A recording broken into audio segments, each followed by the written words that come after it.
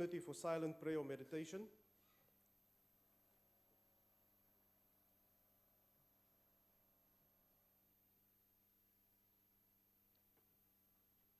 Please be seated.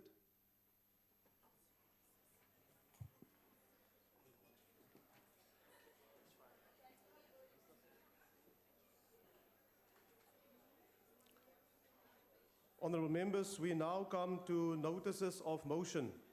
Does any member wish to give a notice of a motion? Does any member wish to give notice of a motion? IFP? Thank you very much, Honourable House Chairperson. I hereby give notice that I shall move on behalf of the IFP that this House at its next sitting debate the urgent need for government to provide free sanitary products to millions of schoolgirls who miss a week of school each month simply because they cannot access sanitary products, which not only negatively impacts on their health but also denies them the right to education. I so move. Are there any further notice of motion? The ANC? Thank you, House Chairperson. I hereby move on behalf of the ANC that in its next sitting it debates mechanisms geared at ensuring the provision of services to all communities in a sustainable manner. I so move. Are there any further notice of motion? The DA? Thank you very much, Chair. I hereby move on behalf of the Democratic Alliance that at its next sitting in this House, it debates the South African economy's recent decline to the third largest economy in Africa and the effect that this will have on job creation and economic growth, and to discuss measures to be put into place to return the South African economy to its previous top-ranking position as Africa's largest economy. I so move. Are there any further notice of motion? The ANC? I hereby move on behalf of the ANC that in the next sitting the House debates ways geared at encouraging involvement of communities and organization on matters of governance. So I move. The ANC? Thank you, Honourable Chair. I am moved to move in the behalf of the African National Congress that in the next sitting the House debate the improvement of the access to quality health services in the urban areas and rural areas. I so move. The UDM? Thank you, Chair. I hereby give notice that the House at this next sitting should debate the reasons why government departments persistently fail to pay municipality, which currently are owed over 3 billion rands. I so move. The DA? I hereby move on behalf of the Democratic Alliance that at its next sitting, this House debates the effects on our economy when as many as 200,000 jobs are lost as a result of the looming credit rating downgrade. The ANC? Thank you, House Chair. I hereby move on behalf of the African National Congress that in its next sitting, the House debates the development and the strengthening of local economies, the creation of jobs, and the promotion of job placements, especially for the young people. The DA? Thank you, Honourable House Chair. I hereby move on behalf of the Democratic Alliance that at its next sitting, this House debates the substantial challenges that currently make Section 27(3) of the Constitution, that is the right to emergency medical treatment, unrealizable for far too many people in our country, and the comprehensive legislative reforms that are needed to secure this basic human rights. I so move. The ANC?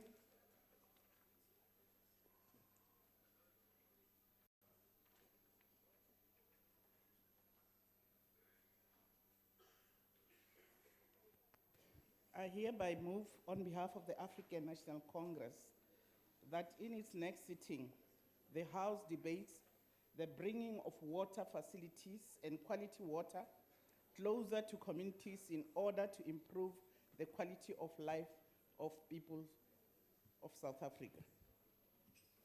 Are there any further notice of motion?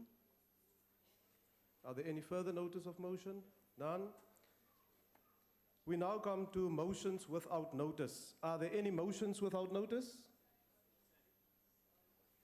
The DA?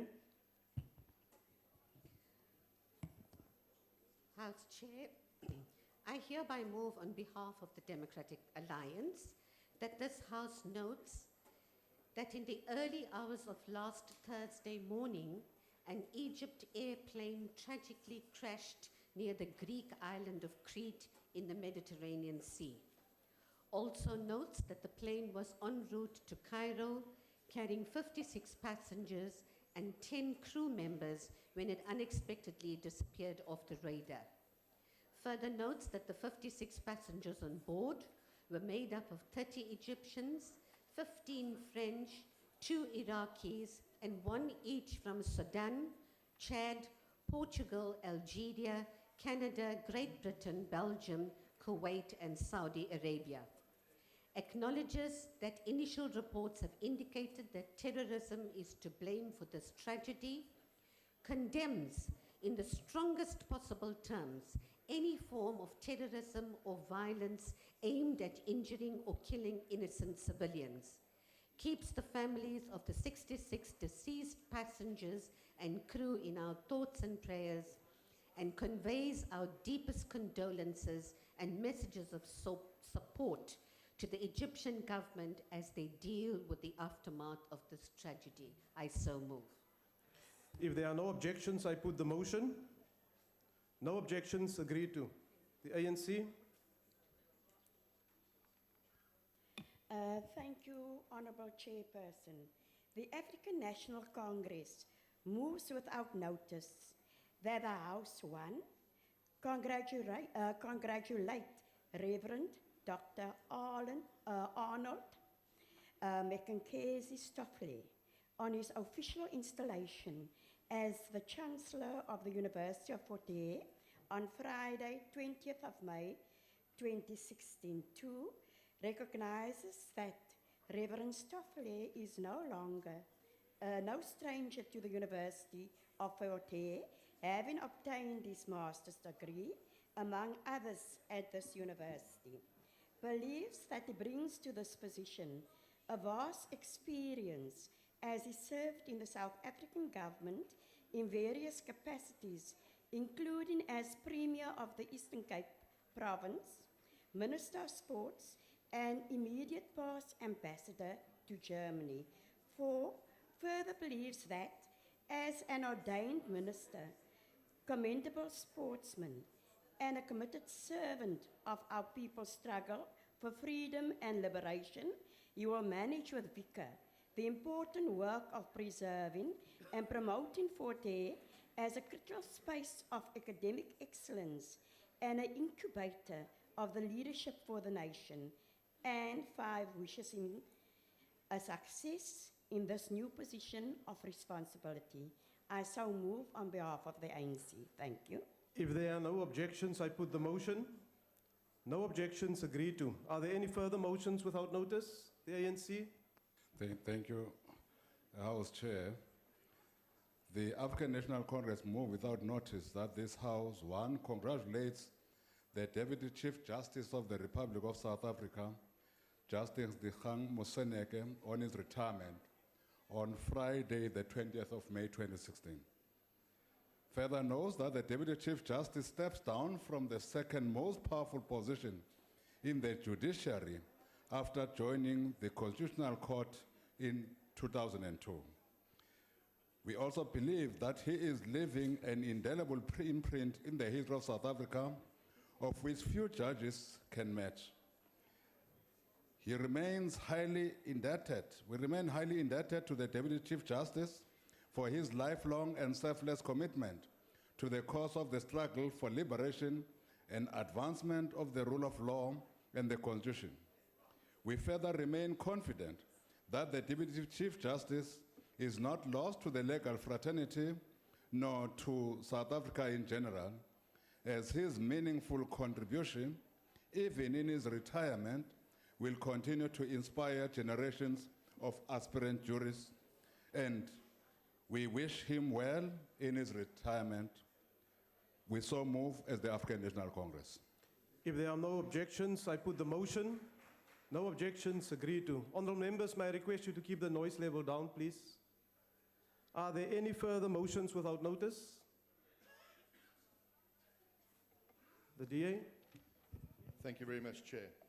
I hereby move on behalf of the Democratic Alliance that this House notes with great sadness the brutal murder of Jeshka Amtha of Lenasia on the 17th of March 2016. Also notes that Jeshka had a great future ahead of her, having just completed her degree in pharmaceutical studies at the University of Witwatersrand and had just secured a scholarship to read her master's degree in the same field.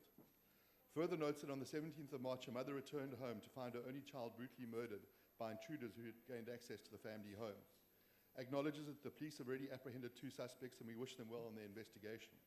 Also acknowledges that her murder has galvanized the Lenasia community in its fight against crime, with her parents recently leading a large contingent in the annual Gandhi Walk in Lenasia, walking in her memory. Further acknowledges that compounding the tragic loss for her family is a loss suffered by all of us as a country that a young mind with such great potential has been so pointlessly extinguished. Conveys the sincerest condolences to her parents, Dinesh and Pravina Amtha. I so move. If there are no objections, I put the motion. No objections, agreed to. The NFP. Thank you, Honorable Chairperson. On behalf of the National Freedom Party, I move without notice that this House notes that on the 10th of May 2016, a resident from the Delft community, the district of Cape Metro, was turned away by the Delft South MOU clinic.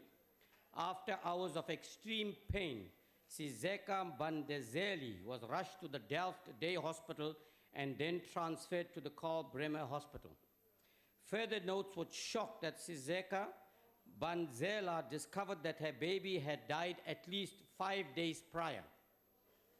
Further notes that the said Sizeka Banzela had been visiting the MOU clinic regularly and that the clinic failed to detect any problems.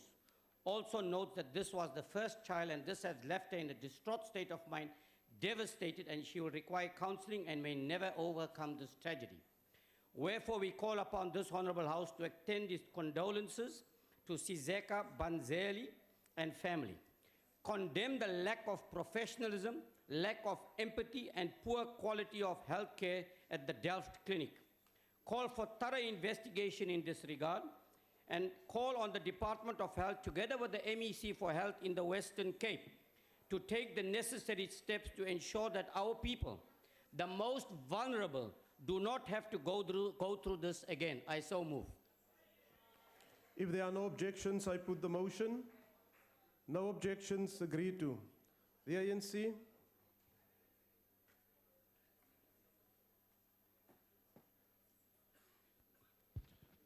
The African National Congress move without notice that the House notes that the 7-year-old beauty queen, Zenande Mangwabe, has become the youngest South African to win a World Beauty little after she was named Little Miss Universe 2016 in Turkey on Saturday, 14 May 2016. Acknowledges that the KwaZulu Natal Grade 1 people have impressed the judges with her beauty and skills as she took the hours with three titles, Little Miss Universe, Best of the Best and Best Talent. Understand that the 7-year-old Zenade already holds 9 titles, including Little Miss World, Little Miss South Africa, and Little Miss Tourism, and congratulates the little Zenade Mangwabe for her achievement and for raising South African flag high and even at the age of 7. I so move. If there are no objections, I put the motion. No objections, agreed to. The DA. Thank you, House Chairperson. I hereby move on behalf of the Democratic Alliance that this House notes that our public protector, Advocate Thuli Madonsela, was recently awarded a prestigious international award by the German Africa Foundation for her commitment to fighting corruption. Further notes that she was awarded the annual prize for exceptional contributions in promoting peace, democracy, and human rights. Acknowledges that this is the latest in a series of international awards and accolades bestowed on our public protector. Congratulates Thuli Madonsela on this remarkable achievement and thanks her for her immeasurable role in fighting corruption and advancing democracy. I thank you. If there are no objections, I put the motion. No objections, agreed to. The ANC. Thank you, House Chair. I move on behalf of the ANC that this August House notes with sadness the death of a miner following a rock fall at the Impala Platinum Mine in Rustenburg on Tuesday, the 17th instant. Further notes that the second miner is still trapped underneath and the search and rescue teams are still trying to find him. Thirdly, understand that the 9 miners were working underground at Shaft 1 during the incident, but 7 of them ran for safety. Further, understands that earlier this year, 4 miners were killed in an underground fire at the same mine. And lastly, convey condolences to the family and colleagues of the deceased miner and wishes for a speedy and safe return of the trapped ones. I so move, House Chair. Thank you. If there are no objections, I put the motion. No objections, agreed to. The NFP. House Chairperson, on behalf of the National Freedom Party, I move without notice that this Honorable House knows that the Clothing Bank, a project supported by the Industrial Development Corporation, has won the 2016 Schwab Foundation Social Entrepreneur of the Year Award, and further notes that the Clothing Bank is a South African NPO that uses excess stock donated by large retailers to transform the lives of unemployed mothers who are trapped in a cycle of poverty. And also note that the Schwab Foundation for Social Entrepreneurship is a sister organization of the World Economic Forum and has the aim to advance social entrepreneurship and foster social entrepreneurs as an important catalyst for social innovation and progress. And finally notes that the money the women earn through their micro-enterprises is used to feed, clothe, and educate their families, as well as to stimulate other township businesses. Wherefore, we call upon this Honorable House to congratulate the Clothing Bank on its International Award and to commend the Industrial Development Corporation for the support it has given to the Clothing Bank. House Chairperson, I so move. If there are no objections, I put the motion. No objections, agreed to. The ANC. On behalf of the African National, on behalf of the National Congress, I move without notice that the House notes with sadness the death of an Indian origin South African freedom fighter and a former MK Shirish Nanabia on Friday, the 1st of April at number 1 Military Hospital in Pretoria. Further notes that the 70-year-old Nanabia joined Umkhonto weSizwe in 1962 and was late arrested for sabotage and sentenced to 10 years in prison, spending most of his imprisonment on Robben Island. I acknowledge that upon his release from prison in 1973, he was placed under house arrest in Fortsburg until 1978. Understand that Shirish Nabia was a fine, dignified, humble, and committed servant of the ANC and of our democracy. Further understands that Nanabia, who was one of the first South Africans to volunteer for the ANC armed wing Umkhonto weSizwe to fight against apartheid, was honored with the National Order of Mendi for bravery in 2014 by the Honorable President Jacob Zuma. Believes that his values will continue to serve and inspire the young and the old of South Africa, and conveys condolences to the family and friends of Comrade Shirish Nanabia. I so move. If there are no objections, I put the motion. No objections, agreed to. The DA. Thanks, House Chair. I hereby move on behalf of the Democratic Alliance that this House notes that Banyana Banyana captain Janine van Wyk set a new record for the most capped player across all national football teams when she played her 125th match for Banyana Banyana against Cameroon last month. Congratulates Janine van Wyk for this historic milestone. Recalls that she made her debut for Banyana Banyana in 2005 and has since evolved into an important player for the national women's football team. Commends her for her dedication to the development of women's football through the Janine van Wyk Girls School Soccer League, and wishes her and the rest of the Banyana Banyana team well as they finalize their preparations for the upcoming Rio Olympic Games. I so move. If there are no objections, I put the motion. No objections, agreed to. The NFP, the Honorable Kubisa.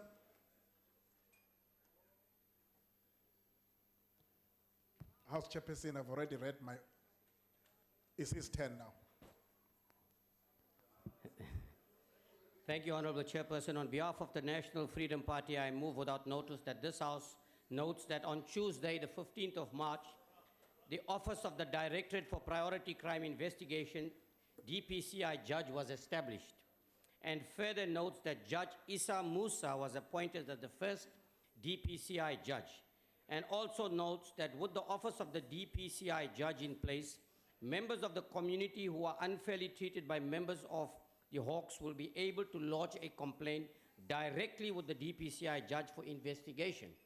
And finally notes that the Hawks will in future now be able to conduct investigations without any outside interference, be it by politicians, the well-connected, and those in any position of power, and will have the protection of the DPCI judge at all times. Wherefore, we call upon this Honorable House to commend the Minister of Police on this very important intervention and congratulate Judge Issa Musa on his appointment as the DPCI judge. I so move.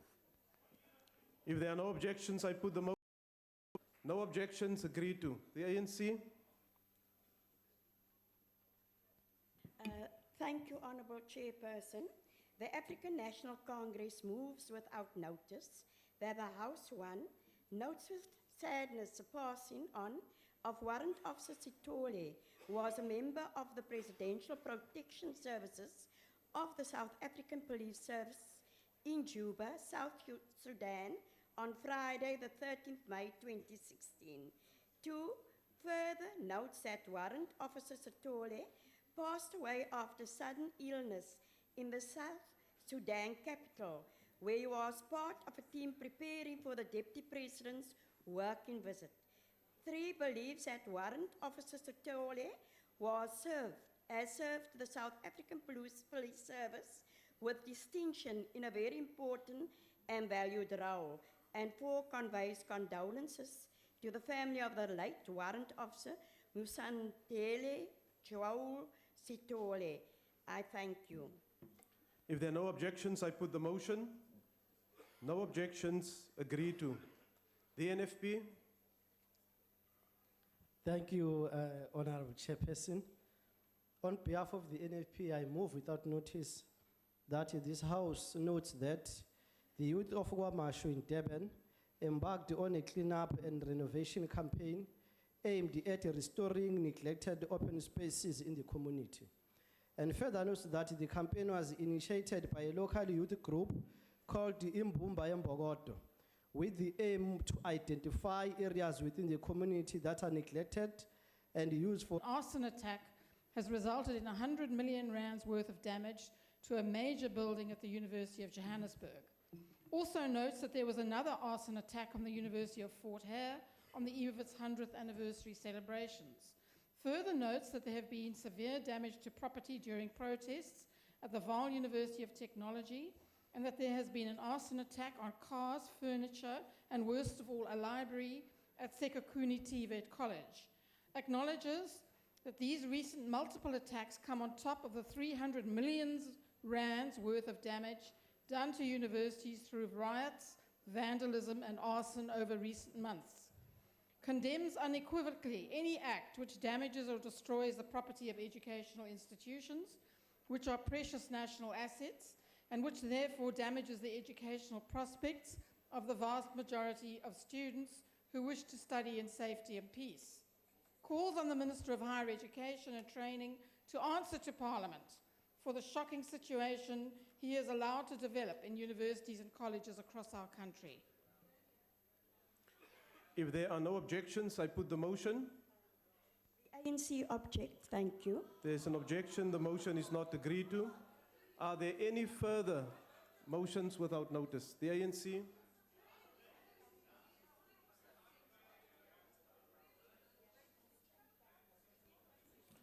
The African National Congress moves without notice that the House notes that the Ajax Cape Town under-19 soccer team were crowned champions of the Next Gen tournament in Amsterdam on Monday, 16 May 2016.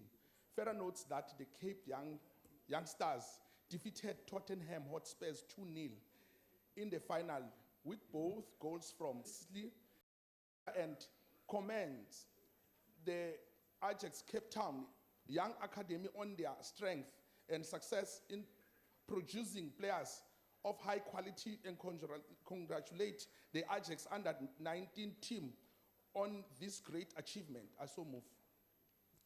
If there are no objections, I put the motion. No objections, agreed to. The DA? I hereby move on behalf of the Democratic Alliance that this House knows that in the aftermath of the protest in Guyana, a 22-year-old from Vanderbilt Park, Gabriel Mukwana, took the initiative to assist affected school children by donating books. Further notes that Mukwana collected and is now distributing more than 10,000 books and textbooks to the learners in the 24 schools that were tragically burned down. Acknowledges that his effort will make a huge difference to the lives of the thousands of learners who have been affected, condemns the violent destruction of schools in Buwani, welcomes any act of kind-heartedness and relief such as this by Mukwana, conveys our deepest thanks to Gabriel Mukwana for his initiative and his unwavering commitment to helping those in need. I so move. If there are no objections, I put the motion. No objections, agreed to. The ANC? The African National Congress moves without notice that the House notes that Mpho Botha, a 15-year-old grade 11 learner from Velkom Gymnasium High School, has been crowned Miss Teen World in Turkey on the 14th of May 2016. Notes that earlier in the year, Mpho entered the Mr. Teen South Africa Beauty Contest out of his initiative and managed successfully win the contest. Further notes that he subsequently had to represent South Africa in Bodrum, Turkey for Mr. Teen World Beauty Contest, where he represented his country well. ANC believes that Mpho is an example to many of his peers that hard work and perseverance also pays. We therefore congratulate Mr. Mpho on his worth-celebrating achievement. I so move. If there are no objections, I put the motion. No objections, agreed to. Are there any further motions without notice? That concludes motions without notice. The first motion on the order paper is in the name of the Chief Whip of the Majority Party. The Honourable the Chief Whip. Thank you, House Chair. House Chair, we move that this House notes that the term of office of the Public Protector expires in October 2016 and resolves in accordance with Section 193(5) of the Constitution of the Republic of South Africa of 1996 to establish an ad hoc committee to nominate a person for appointment as Public Protector. The committee to A consists of 11 members as follows: ANC 6, DA 2, EFF 1, and other parties 2. B, exercise the powers in Rule 138 that it may deem necessary for the performance of its task. And C, report to the House by the 31st of August 2016. I so move. I now put the motion. Are there any objections? No objections, agreed to. The second item on the order paper is a motion in the name of the Chief Whip of the Opposition. The Honourable the Chief Whip of the Opposition.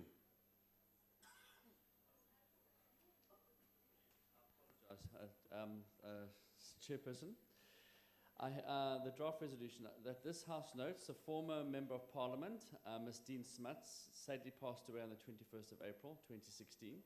Further notes that Ms Smuts served in Parliament for a remarkable 25 years from 1989 to 2014. Recognizes her noteworthy role in the constitutional negotiations of the early 1990s, where she contributed significantly to the writing of the Bill of Rights and in defining a proper process of judicial appointments. Acknowledges that prior to her political career, she was a journalist, editor, and an award-winning author. Recalls that she was the first female MP to serve as a whip in Parliament. Further recalls that in the span of her career, she served as a Democratic Alliance Shadow Minister of Home Affairs, Communications, and later as Shadow Minister of Justice and Constitutional Development. Further acknowledges that we have lost a fearsome debater, brilliant legislator, and a truly great parliamentarian whose service to South Africa has been profound. and extends its sincere condolences to the Smuts family. I so move, Chairperson. I now recognize the Honorable, the Deputy Minister of Justice and Correctional Services responsible for justice and constitutional development. Thanks, House Chair, honourable members, guests, family and friends of Dene Smuts, ladies and gentlemen. It was with great sadness that I learned of the passing of Dene Smuts. I first met Dene when I came to the National Assembly in 1999. We worked particularly closely together on the Justice and Constitutional Development Committee, which she became a full member of after the 2009 elections. During that period, the committee finalized pieces of legislation such as the Constitution's 17th Amendment, which made the Constitutional Court the apex court and the Chief Justice the head of the judiciary, the Protection of Personal Information Bill, an immensely complex piece of legislation, and the Legal Practice Bill, a very contentious bill which had been some 15 years in the making because attorneys and advocates could not agree on many issues. Dene, in her own words, said, and I quote, "There are two approaches to opposition lawmaking work, making a noise and making a difference. Sometimes you have to make some of the former in order to achieve the latter, but mostly not. I've never been interested in work that does not have effect." Whilst Dene was an opposition MP, she definitely made a difference. She didn't blindly follow a party line. She was a creative thinker who solved problems that were acceptable to a wide range of parties.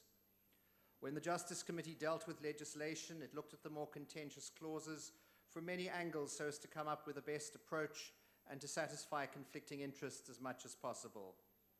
It was not unusual to find Dene and Debbie Schaefer, the other DA member of the committee, vigorously arguing with each other in the committee about certain provisions. That was the way things worked. Dene was highly respected by the ANC members of the Portfolio Committee. She worked hard, read and researched extensively, and because of that, we listened to her. We did not always agree, but the proposals Dene made were always given serious consideration, and many were in fact included in the legislation. Dene was a formidable political opponent, a highly respected member of parliament, and a good friend. She was larger than life, and it is difficult to think of her no longer being with us. I remember during a study trip to Germany to assist us with the consideration of the Constitution 17th Amendment Bill, that on our departure, Dene wondered aloud whether she would ever return to Berlin. I remember thinking she was being unduly pessimistic, as she still had many years in life, and no doubt she would return to Berlin, a city she enjoyed. She was outspoken, fearless, and dedicated to what she believed in.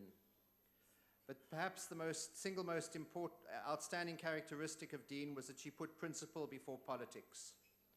There was no in-between with Dene. If something was right, it was right, and she would defend it to the bitter end and would not be swayed. I had to smile as I read a piece on how Dene in 1987, as editor of the Fair Lady magazine, told Naspers that she was not going to put up with editorial interference by management. As far as I recall, I think the dispute was around an article on Winnie Madikizela Mandela that Fair Lady wanted to run and Naspers didn't. As a result, she resigned as editor. Former Naspers chairperson Ton Vosloo then tells of how she said, "I don't approve, I'm taking my handbag and going." Shortly thereafter, Dene embarked on a journey in politics, first elected to Parliament in 1989 for the Grooteskier constituency. During the constitutional negotiations, she served on the then Democratic Party's negotiating team and significantly contributed to the writing of the Bill of Rights. She was also the DP's spokesperson on the Truth and Reconciliation Commission. In her farewell speech in the National Assembly in April 2014, she said, and I quote, "I am a lawmaker." And that she was par excellence. Her intellect and her ability to shape legislation was unrivaled. Dene Smuts made a difference always, sometimes with a bit of noise, sometimes with all-out vigor, but always strategically working towards finding that compromise position, meticulously crafting at the words of a bill, striking that nuance that ensures that the legislation works and works well. As an experienced legislator, Dene was one of the most colourful and authentic personalities that ever graced the parliamentary passages. I'm pleased that her memory will live on in the Dene Smuts Memorial Scholarship Fund, an award which is to be established in her honour. If Dean were here now, I'm sure she would tell us to get on with things, as there is much to be done. I found a poem, and I inevitably thought of Dean, and it reads, "If I should go before the rest of you, break not a flower nor inscribe a stone, nor when I'm gone speak in a Sunday voice. Be the usual selves that I have known, weep if you must, parting is hell, but life goes on, so sing as well." My sincerest condolences to Dean's family, friends, and former colleagues. A great tree has fallen, may she rest in peace. Thank you, Honourable Deputy Minister. The next speaker is Honourable van der Merwe.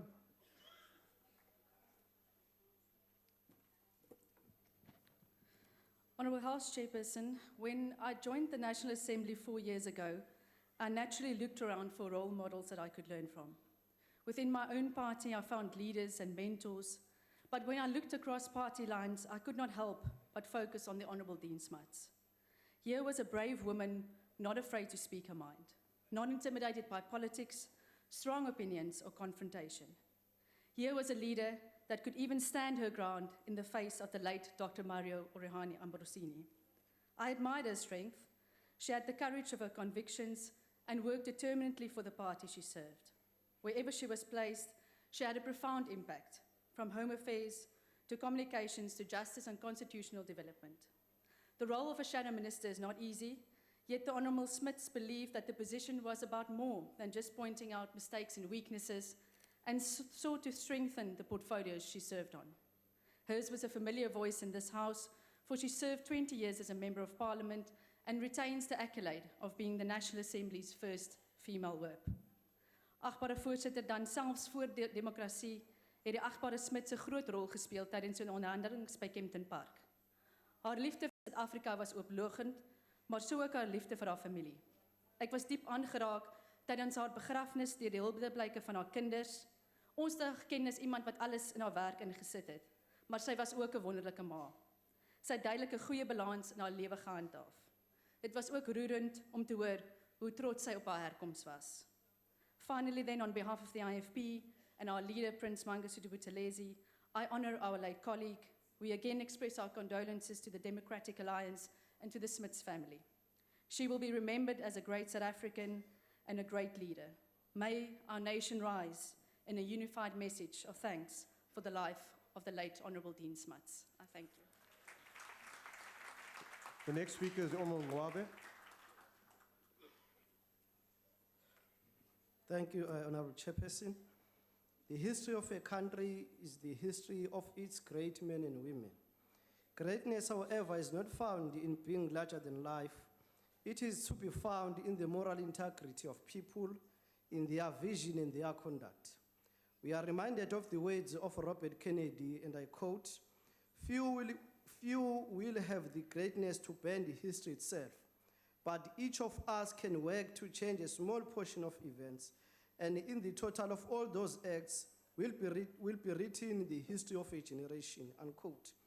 Although we as an NFP did not have the pleasure to work with the late Honourable Dene Smuts in this House, however, we too pay our respect to her. She will be remembered in South Africa as a highly principled champion of liberal values, as well as a contributor to the drafting of our Constitution, where she contributed significantly to the writing of the Bill of Rights. Throughout her career in this House, she remained a fierce defender of ideals, principles, and provisions contained in our Constitution, and we wish to honor her today for such dedication and commitment. The NFP shares in the sorrow of the family and friends of the late Honourable Smuts, and we extend our sincere condolences to them. We also extend our condolences to our fellow members of the Democratic Alliance on the loss of such a truly great colleague. May she rest in the everlasting peace. I thank you. The next speaker is the Honourable Majeke.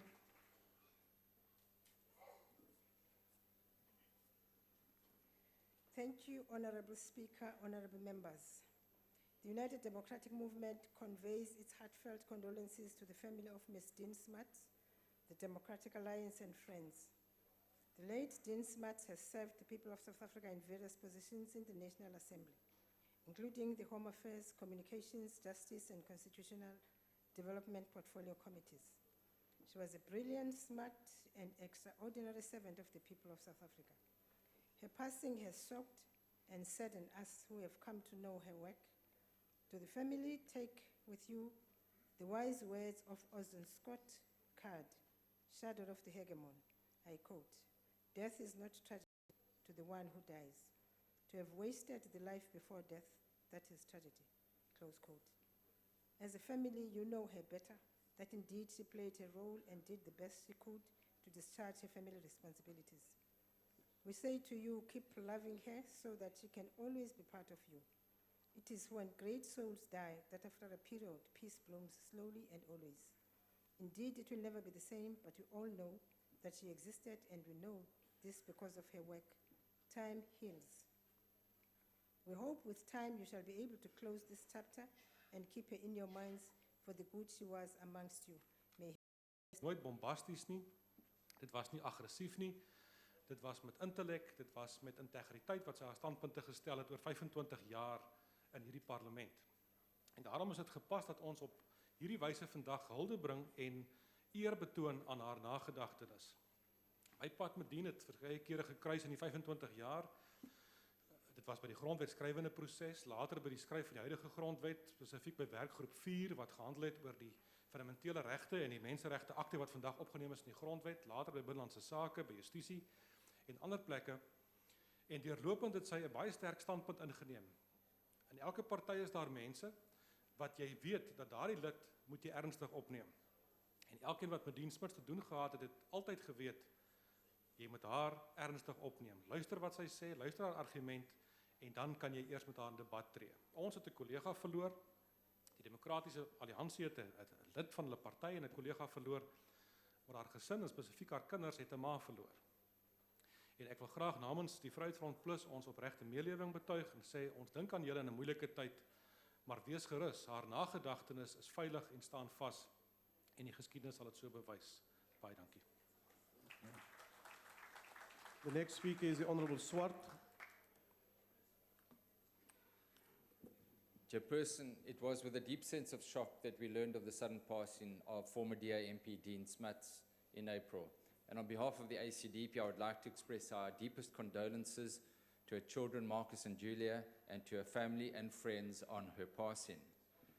Dene served in Parliament for 25 years and was known for her incredible hard work and unwavering commitment to the Constitution and its values. And I personally witnessed this as I served with her for many years on both the Justice Portfolio Committee and the Constitutional Review Committees.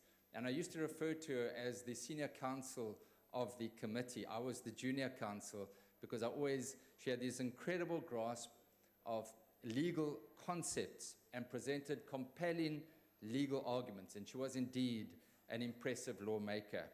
We also served together on the ad hoc committee on the protection of the State Information Bill, and those from across the board that served on that committee will remember her manner of bringing compelling arguments in a very gentle way at certain times and a very firm way at other times, and where she persuaded the majority party to accept amendments that significantly improved that piece of legislation. And I had the honor of co-authoring a petition with her to the President on that bill, which resulted in the bill being sent back to Parliament. Now, there's an inspiring article written by Brandon Boyle in the Sunday Times, A Ray of Hope from Parliament. And boy, don't we need a ray of hope from Parliament at this time. And he writes about the constructive role played by opposition MPs in improving that bill. And he concludes by saying, what emerges from this is likely still to be a bad bill, but it may just be constitutional.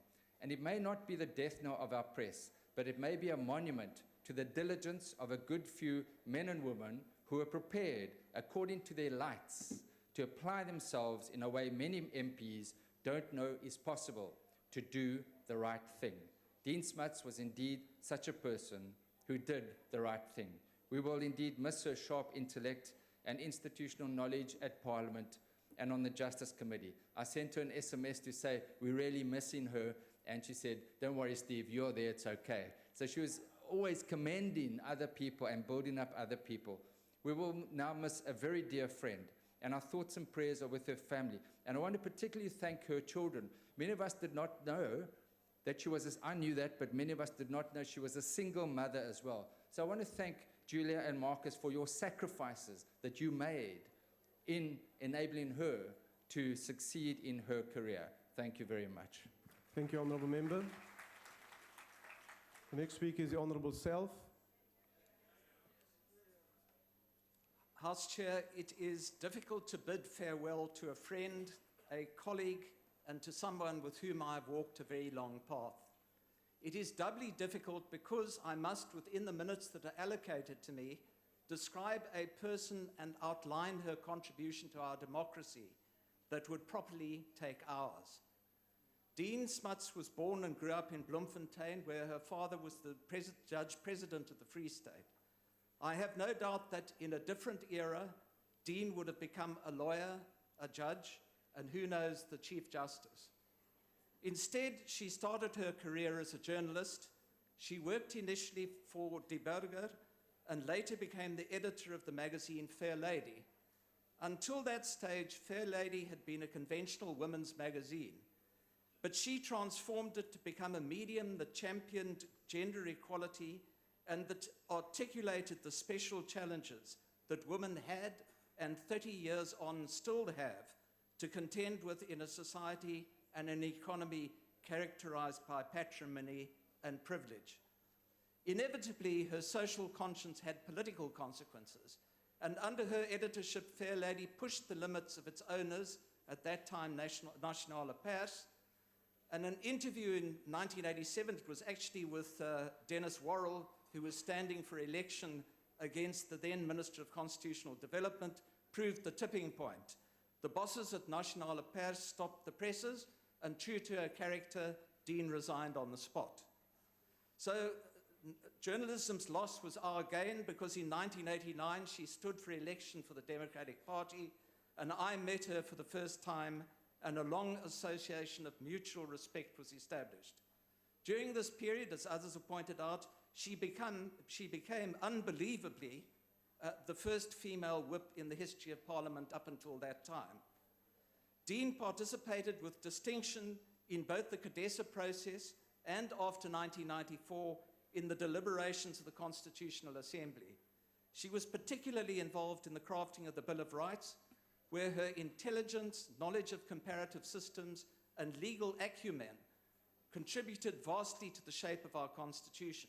But she also shared her knowledge and insight with a critical role in the reshaping of the notorious Protection of State Information Bill, and sat for hours and hours in the ad hoc committee arguing her corner and achieving most of what she fought for.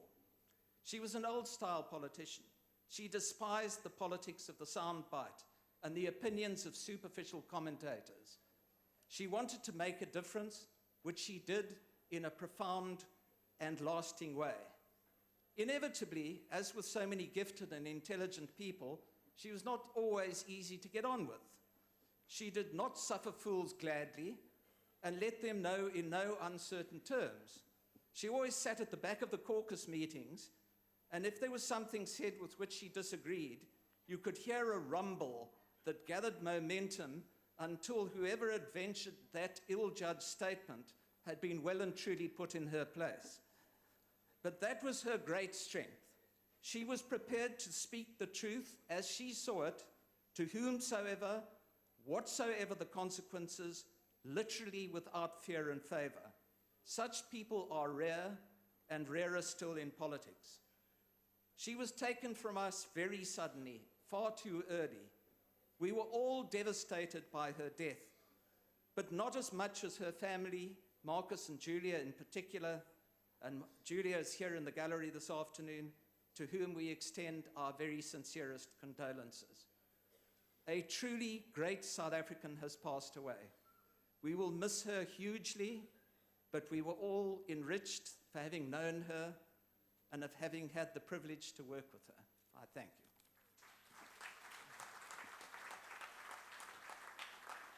Thank you, Honourable Member. That concludes the speakers list on this matter. I take it that there are no objections to the motion being adopted. Will members please rise to observe a moment of silence in memory of Ms Dene Smuts.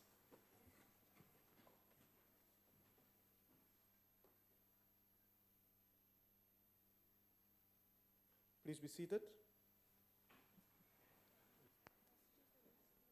The presiding officers associate themselves with the motion, and we also convey the condolences of the House to the Smuts family, whose representatives are in the public gallery. The next item on the order paper is member statements. Does any member of the ANC wish to make a statement?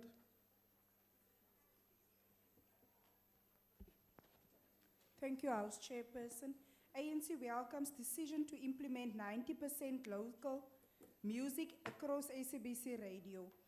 ANC welcomes the decision taken by ACBC to raise local content on all its radio stations to 90%.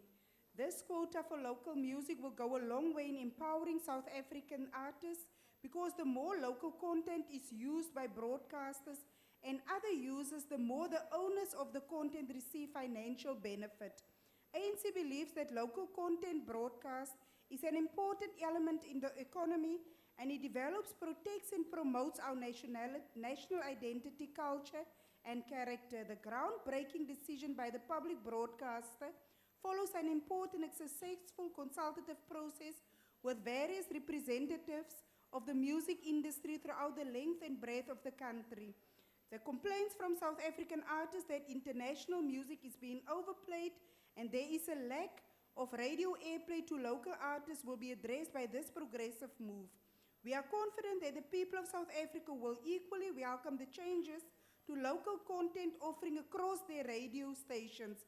We support the decision to extend such offerings to SABC television and other digital platforms, which will also be implemented later this year. We thank SABC for leading the way in practice and look forward to the implementation of a new copyright regime that benefits the creative industries and artists in particular. I so move. The DA. Chairperson, a sovereign ratings downgrade would be a disaster for South Africa. One prominent economist believed that a ratings downgrade would trigger a recession and a loss of 200,000 more jobs in South Africa, which of course makes it so difficult to understand why President Jacob Zuma and the wreckers who support him would make a ratings downgrade more likely by launching a full-scale political assault on the Minister of Finance, Pravin Gordhan, deliberately generating headlines screeching Pravin arrest shock. What is worse is that the recent assurance from Hawks boss Bernie Mklemeza and National Prosecuting boss Sean Abrahams that the Finance Minister would not be arrested were cold comfort. Listen carefully. What Bernie Mklemeza actually said was that the Finance Minister had nothing to fear, pause, at this stage. And what Sean Abrahams actually said was that the minister would not be charged, pause, with espionage. What he actually said was that the investigation was ongoing and that if charges were preferred, including charges against the finance minister, he would make the final decision. What this means is that President Jacob Zuma and the wreckers who support him sitting over there will stop at nothing, including making a sovereign ratings downgrade more likely in South Africa. The EFF is not in the House, so I'll go to the ANC.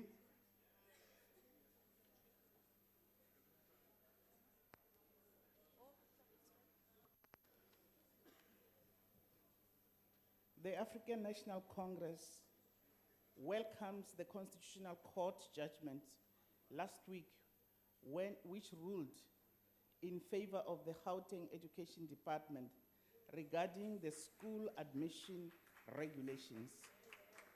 This follows the complaint lodged by the Federation of Governing Bodies of South African Schools to the validity of amendments made to the regulations around people admission in Gauteng, which were promulgated in 2012.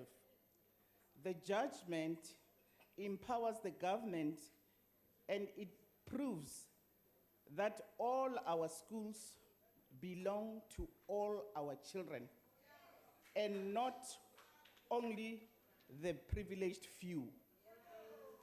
No parent will be asked a salary slip before their children are admitted in our schools anymore. The Federation of Governing Bodies of South African Schools wanted the regulation removed, claiming that they were not reasonable and justifiable in terms of the Gauteng Schools Education Act of 1995. They also said there was a conflict in the Honourable Member, your regulations. time has expired. The IFP. Thank you, House Chair. Yesterday, the SAS Drakensberg had docked at East London Harbour along with the 3 illegal fishing trawlers. Reports have it that 2 fishing vessels were spotted on Friday, and a decision was taken to approach them and end their activities on Sunday, 22nd May. A 3rd vessel was observed during the approach and apprehended as well. Reports and sources have revealed the following. First, investigations into the 3 illegal trawlers showed a shocking revelation. The Chinese trawler Fu Yuan Yu, registration 7880, having 36 crews, was found to hold about 340 tons of squid. The Chinese trawler Fu Yang Yu, registration 7881, having a crew of 34, was found to hold about 60 tons of squid. Indonesian evaluation tools so that it is able to continuously assess the impact it has on the intended beneficiaries. It is as a result of this gap that an unrepentant apartheid-era mass murderer has managed to sneak into this program, which is intended to benefit his victims. Apparently, he was not properly screened, and as a result, he became a partner in this program. Louis Van Square shot no less than 100 poor black people in and around Cambridge in East London because all he could associate them with was burglary than humanity. He went on to murder 39 of the people. Today, he is benefiting from a program which is intended to integrate what would have been his victims into the mainstream of our economy, but he is benefiting financially from this program because of the weakness of the policy. Minister, we appreciate the investigations you're conducting in Malanskral in the Eastern Cape, as well as Big Five in Rwanda in the Western Cape. However, we are of the firm view that such interventions shall ensure that policies meant to benefit our people are not hijacked on their way to the intended Honourable Member, your time has Thank you. expired. The ANC. Thank you, House Chair. The African National Congress congratulates the Progressive Youth Alliance under the banner of SASCO for their performance in the Student Representative Council elections held in various campuses throughout the country. The results have sent an unequivocal message that students remain unwavering in their support for the mass democratic movement and continue to have confidence in the PYA and SASCO in particular to deliver on their very vocally expressed aspirations. While many laudable successes have been achieved by the Progressive Youth Alliance in numerous universities, the winning back of the Fort Hare University by SASCO following a short stint of the opposition at the helm is of particular significance. The ANC calls upon the Progressive Youth Alliance not to take these victories for granted, but to redouble their efforts to service of the students' population, remaining grounded in their struggles and leading from the front in all matters affecting the student population. Now is the time to accelerate unity for democracy in education, to realize the vision of a non-sexist, non-racial, working class biased and a democratic education system. Amandla. The ACDP. Thank you, Chair. The ACDP has received many complaints of irregularities regarding filling of posts in the basic education sector, and we welcome the appointment of a ministerial task team led by Professor John Volmink following allegations in the media in 2014 that some members of teacher unions and department officials were involved in illegal activities involving the selling of educator posts. A total of 81 cases were investigated, 38 of which provided grounds for reasonable suspicion of wrongdoing. Investigations into most of these have, however, not been concluded, so an extension till August 2016 is necessary before relevant action can be taken. There are also allegations and specific recommendations about a number of identified individuals who it is alleged participated in one or other form of corruption or selling of posts. The ACDP cautions with regard to regulations that are being looked at as working with governing body organizations to address the lack of understanding around these issues makes more sense than overreacting and further reducing the role of governing bodies. There are also general recommendations regarding the conduct of unions and officials in relation to their lack of adherence to their roles and responsibilities as prescribed in law. The ACDP acknowledges that there is a need to strengthen accountability in education. However, the short-term measures envisaged are a cause for concern if independent interviewing and appointment panels are put in place by the department to ensure the department takes more control as an employer of appointing the most suitable teachers. Honourable Member, your time is now The expired. ACDP calls on government. The ANC. Thank you, Honorable Chair. The ANC government is committed in restoring the dignity that was taken away from the families when the land dispossession took place during the 1913 Native Land Act. Saturday, 21 May, President Jacob Zuma officiated the handover ceremony in the Kruger National Park and land restitution claim in the Mpumalanga province.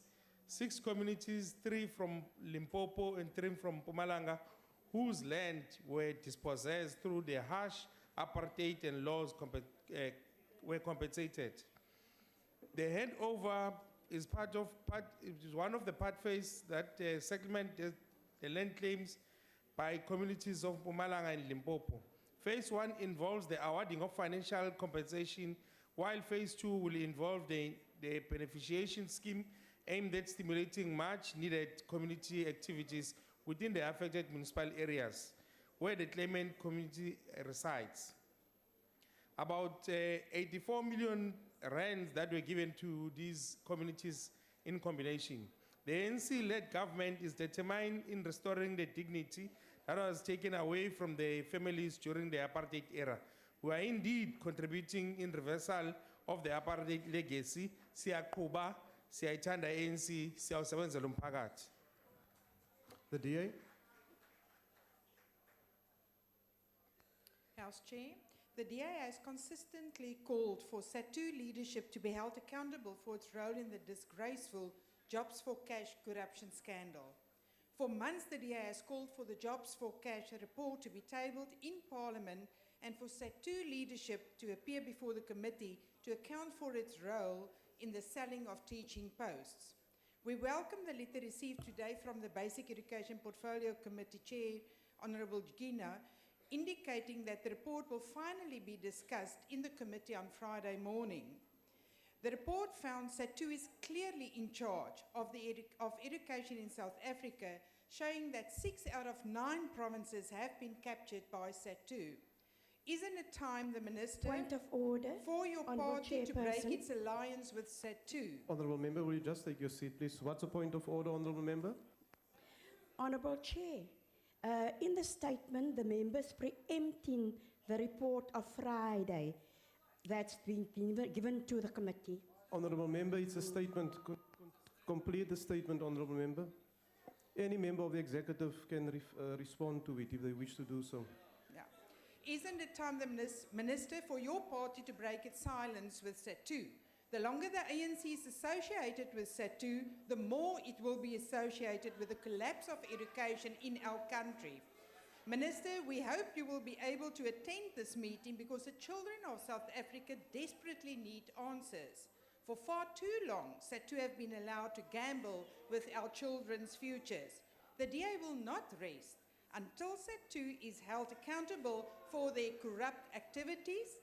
The DA will continue to fight SATU's stranglehold on our education system, and the DA Honourable will Member, your always time is now put our expired. nation's children The first. ANC. Thank you, House Chair. The ANC commends the Department of Transport on the official opening of yet another solar-powered airport in Kimberley recently.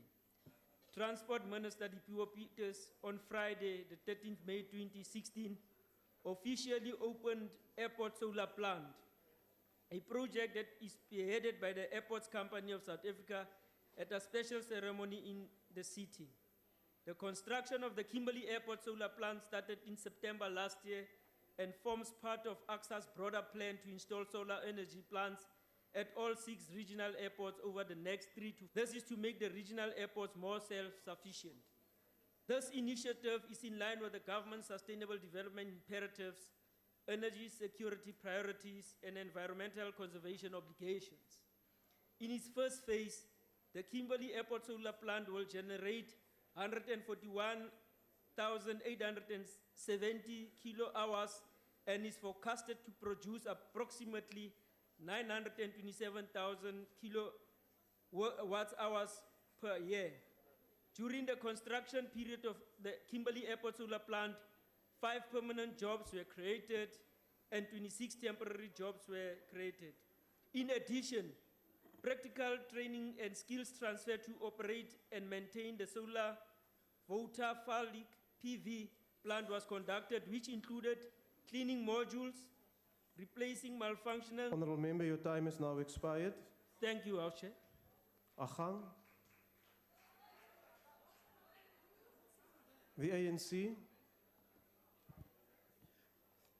Thanks, Chair.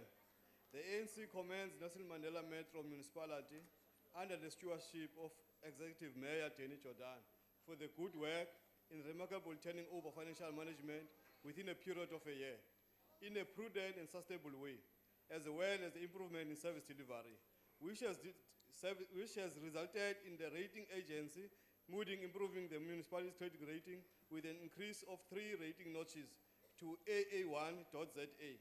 The ANC attributes the progress in the municipality to a prudent municipality of capital grants, creditworthiness, political stability, and financial performance, which help to boost investor sentiment. Further, a great tribute has to credited to the cooperation between the government and the sterling political and leadership of the Metro. We are under borrowed and cash reserve of 2 billion. The Metro is now able to mobilize the resources to grow and diversify the economy while focusing on the golden thread. Delivery of basic services such as waste removal, dealing with illegal electricity connection, and assistance to the PURE program. Siyakuba. The DA. Thank you, House Chair. The Democratic Alliance welcomes the release of the country's first official no-drop report by the Minister of Water and Sanitation last week. This measures the state of water leakage, water billing, and inefficient water use. The report paints a bleak picture of water wastage around the country, with 36% of tap water being lost through broken pipes or unpaid water. The findings in this report are a reflection of the management of the different metros and provinces, especially under strained conditions such as the current national drought situation, and clearly indicates who is able to make good on their service delivery promises. In this regard, the House should note that the report indicates that the city of Cape Town scored the highest overall score of over 83%, and also has the lowest amount of water being unpaid or unaccounted for at just 20%. We look forward to hearing what intervention measures the Minister will implement to ensure that the poor performing ministers are month meeting where they will meet over 30 Nobel laureates. These successful participants are outstanding students under the age of 35 in the field of physics, which is the focus of this year's meeting. They were selected after a multi-stage international selection process. This is a chance for them to learn from the best so that they can improve the caliber of scientists in South Africa. Interacting with the cream of the world's crop of outstanding scientists will boost their confidence and encourage them to emulate their example and become future leaders in their country. ANC welcomes this initiative and urges the students to embrace this opportunity and the value it can bring to the development of their careers. I thank you. Honourable members, there's 2 slots that were not utilised. I now recognise the ANC. The ANC commends Government and Department of Education intervention in schools of one area in Limpopo. This follows the destruction of classrooms, admin blocks, and storerooms in some schools during the recent community protests. The delivery of mobile classrooms to schools in the area came as a relief to the teachers, learners, parents, and members of the SGBs. A total of 76 mobile classrooms were organized and delivered to school as soon as possible to allow smooth learning and teaching processes. The department has also purchased a total of 350 single and 220 double desks and delivered them to needy schools. Also in process of being supplied soon are the other support materials such as stationery, restoration of school nutrition programs, and textbook. As ANC, we believe that children are our greatest treasure and our future, and therefore we want to make sure that they have access to education. Education is the most powerful weapon that can change the world, hence it is in the top list of the ANC list of priorities. ANC wishes to thank all the learners, teachers, SGBs members, traditional leaders, and community in general by heeding the call of resuming learning and teaching in the area. The Interministerial Committee continues to engage with all the stakeholders in Vuwani. I thank you. Thank you, Honourable Member. The DA. Thank you, Chairperson. The announcement of the arrest of the Mayor of Amatole District Municipality, Nomasikize Konza, yesterday for fraud of amounting to more than 6 million rand is yet another example of ANC cadres looting the public purse. Konza and her co-accused ANC councillor and Meshoe member Nanziwe Hulashe were yesterday arrested by the Hawks for defrauding the municipality by, among other things, utilizing 2 million rand of municipal funding to pay for a pageant organized by Hulashe. It is a sad indictment on the ANC that we are no longer shocked by this, as we have become immune to the continued corruption, maladministration, and criminal activity conducted by members of the so-called ruling party. But of course, they learned this from accused number one and his cronies in the cabinet and in the ANC benches in parliament, who have gotten away with it for years. In fact, the ANC has already thrown its support behind Konza, with the regional secretary, Teres Ntutu, accusing the Hawks of persecuting Konza and vowing that the ANC will support her to the fullest. This is typical. Konza should be immediately suspended, but instead the ANC are offering her their unconditional support. On the 3rd of August, South Africans will demonstrate their disgust for such behavior by voting for a party that epitomizes transparent, accountable, and corruption-free government. On the 3rd of August, they will vote in overwhelming numbers for the Democratic Alliance. That concludes member statements. Are there any ministerial responses? The Honourable Minister of Rural Development and Land Reform, Honourable Minister of Water and Sanitation, Honourable Deputy Minister of Higher Education, and the Honourable Deputy Minister of Basic Education. Minister of Science and Technology. Let us start with the Honourable Minister of Rural Development and Land Reform. Thank you, Honourable Chair.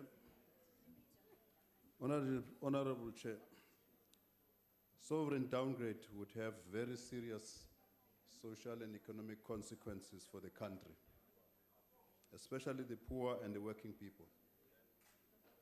This, therefore, should not be a matter that should be carelessly used for cheap political point scoring. It is not, and I repeat, it is not a matter of cheap political point scoring, even across party political lines. It is a matter of national interest.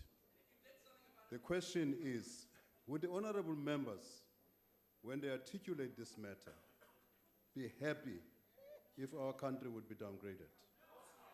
The way in which they address this question, clearly, all honourable members, they would be extremely happy if that happened. I thank the Honourable Filtani on the matter of the farm in East London. We're taking note of that. It's a serious matter. Lastly, communities in the Kruger will become shareholders there, Honourable Chair. And I thank the Honourable Member from the African National Congress. This is a unique package. Thank you. Thank you, Honourable Minister. The Minister of Water and Sanitation. Thank you very much, Chair. In response to the issue that has been raised and the recognition of Cape Town being the first amongst all other 237 municipalities We did that assessment.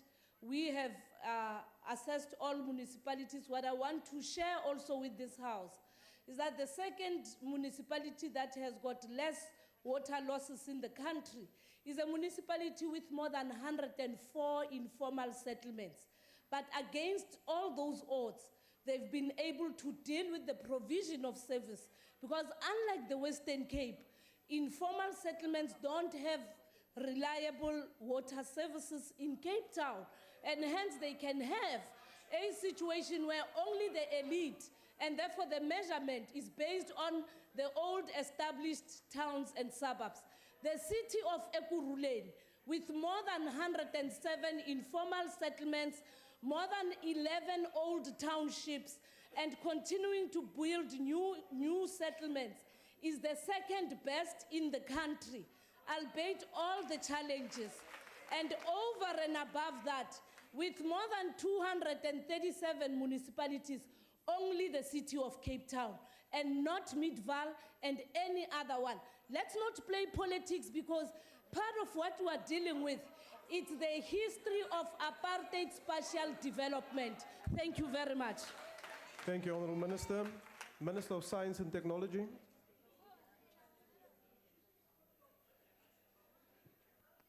Thank you very much, Chairperson. I'd like to thank the Honourable Member from the ANC who referred to the Lindau Academy program. This is part of a set of programs that the government, through the Department of Science and Technology, is seeking to implement in the overall program of global partnerships in order to ensure more and more of our postgraduate students in South Africa have the opportunity for international exposure. And we're very, very excited at the first crop of young people that have been identified to participate in this DST-sponsored global initiative. They will indeed benefit from it and will support us in our endeavor to improve our research, development, and innovation capability in South Africa. We're also very pleased, Chairperson, at the growing number of solar-powered energy plants that are being put up at airports and other facilities throughout South Africa. We are hopeful consistently that we will increasingly use South African-developed technology in order to support such initiatives.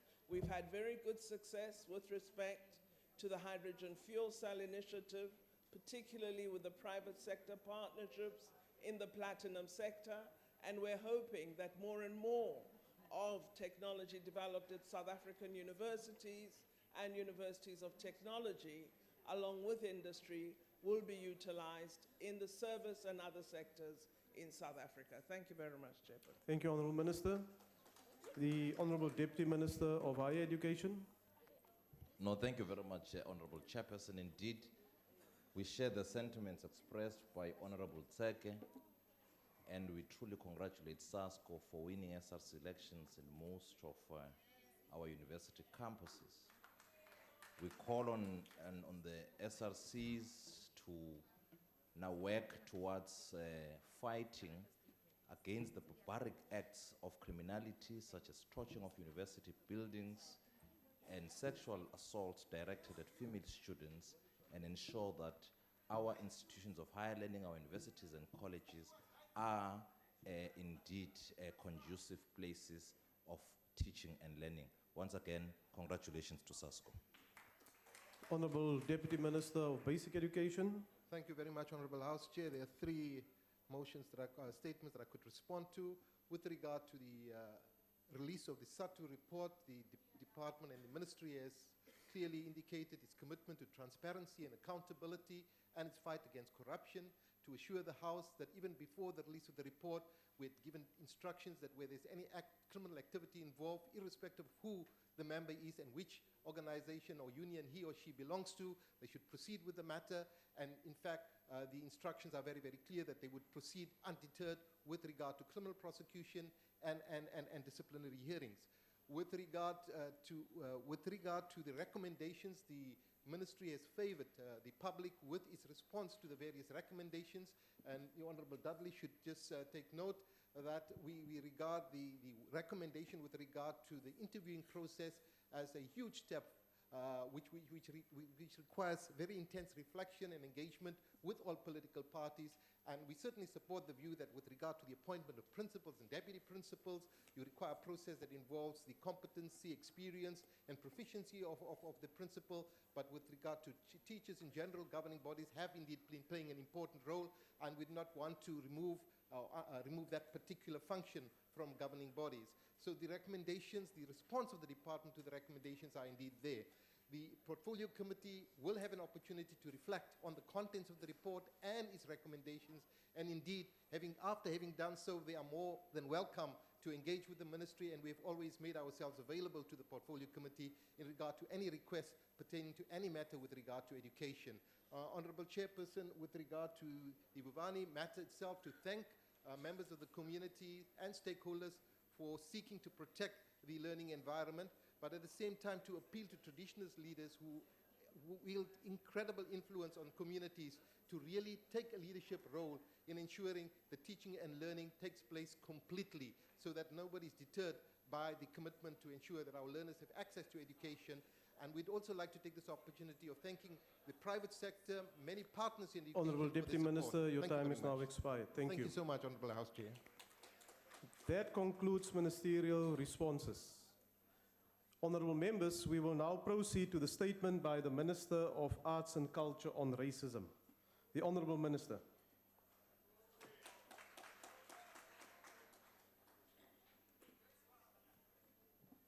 Thanks, House Chair,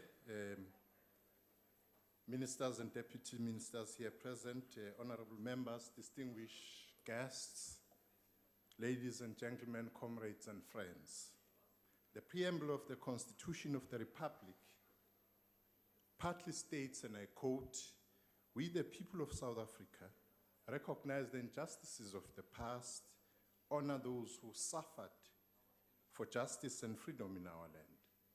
Amongst those we honor and who suffered for justice and freedom in our land are Vuisi Lemini, Patrick Molawa, Ongkhuputse Tiro, Portia Ndwandwe, Steve Biko, Nokuthula Smelane, Ruth First, David Webster, Dalcy September, Fabian and Florence Ribeiro, Griffiths and Victoria Mklenge, Neil Aget, Chris Ani, Matthew Goniwe, Sparrow Mkonto, Fort Kalata, Stelo Mhlauli, Qaqawulu Godolozi, Champion Kalela, Sipho Ashe, Solomon Mahlangu, Hector Peterson, Spiwo Mtimkulu, Joe Qabi, Andrew Zondo, Ashley Krill, Uppington 6, Guguletu 7, to cite but a few.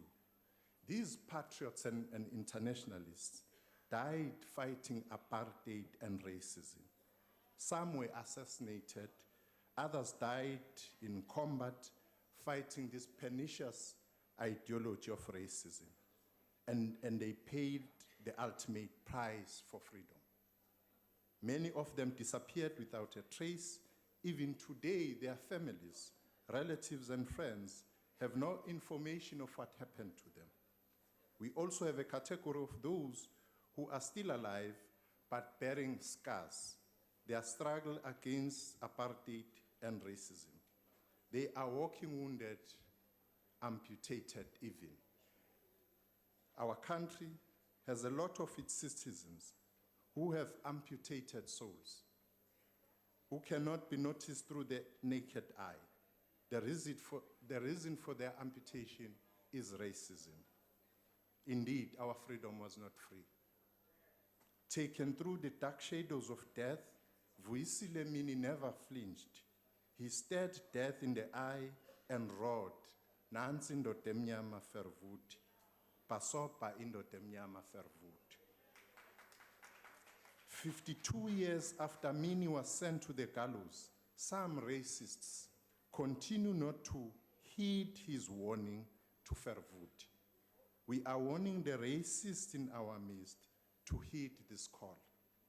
The late president of the ANC, O.R. Tambo, articulated our vision in the following manner, and I quote, "We seek to create a united, democratic, and unracial society We have a vision of South Africa in which black and white shall live and work together as equals, in conditions of peace and prosperity, using the power you derive from the discovery of the truth about racism in South Africa. You will help to remake our part of the world into a corner of a globe on which all humanity can be proud, close quote.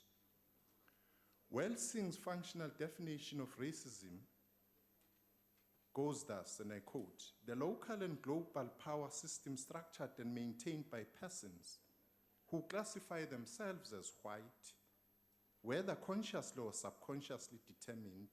This system consists of patterns of perception, logic, symbol formation, thought, speech, action, and emotional response as conducted simultaneously in all areas of people activity, economics, education, entertainment, labor, law, politics, religion, sex, and war.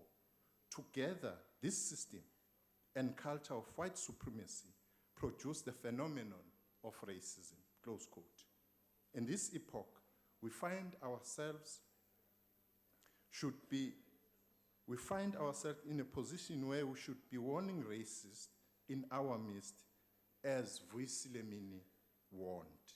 Let us all ensure that racists are not protected but isolated as social outcasts, because that's what they are, and we should not allow them to dictate pace of our transformation agenda, because South Africans, in their majority, are not racists.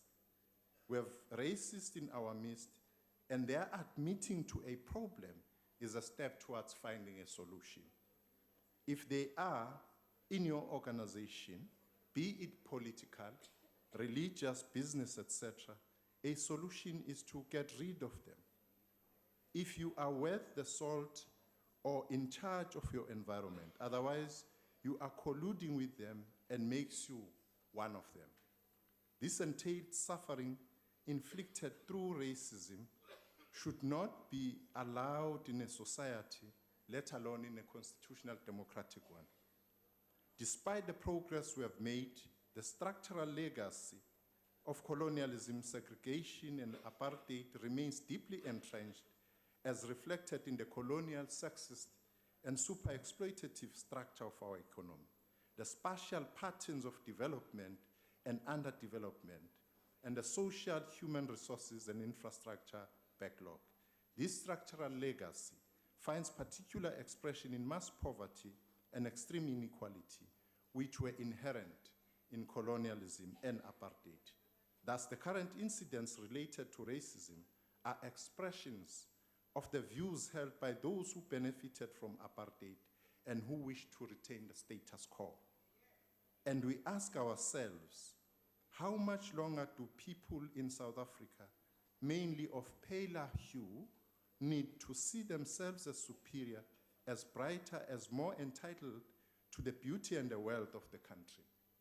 The words they use indicate how dehumanized they are, how their humanity has been lost, such that their attacks on others are attacks on humanity itself.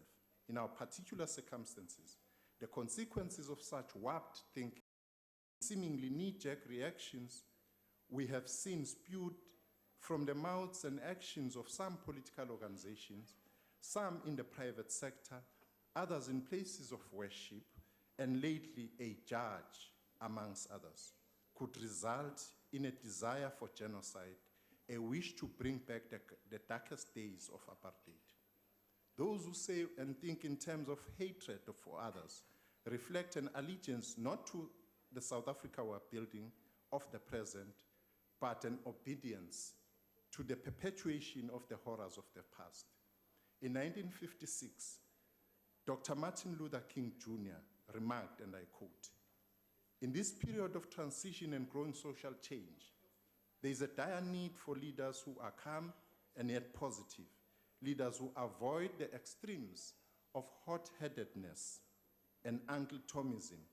The urgency of the hour calls for leaders of wise judgment and sound integrity, leaders not in love with money, but in love with justice, leaders not in love with publicity, but in love with humanity and growing social change.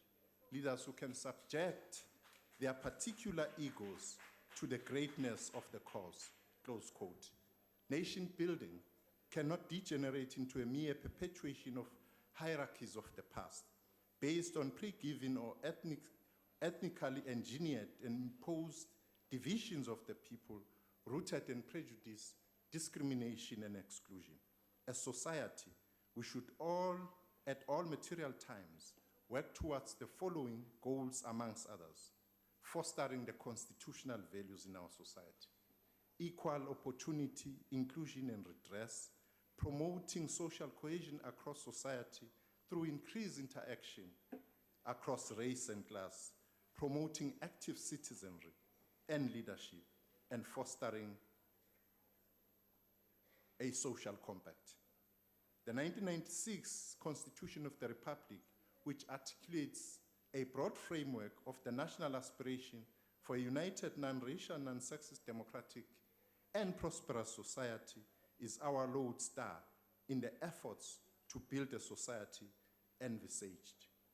This includes, but not limited to, a political and socio-economic system which places the needs of the poor and social issues such as health, education, basic services, and social security. The current phase of the transition should be characterized by decisive actions to effect thoroughgoing economic transformation and democratic consolidation. The struggle against colonialism and apartheid struck a telling blow against racism. Since 1994, it became more subtle because it was outlawed. The continued outburst of racist nature is an intolerance of the progress our people are continuing to make. This is a kind of reminder that black people in general are second-class citizens in the land of their birth. Things are changing though. It is getting better. We need greater cooperation. We need to harness our collective power to create a better world. Building an unracial society is not an easy task. It requires a change in mindsets, a willingness to think, to understand the basic dignity of all the people, and a commitment to equality and inclusivity.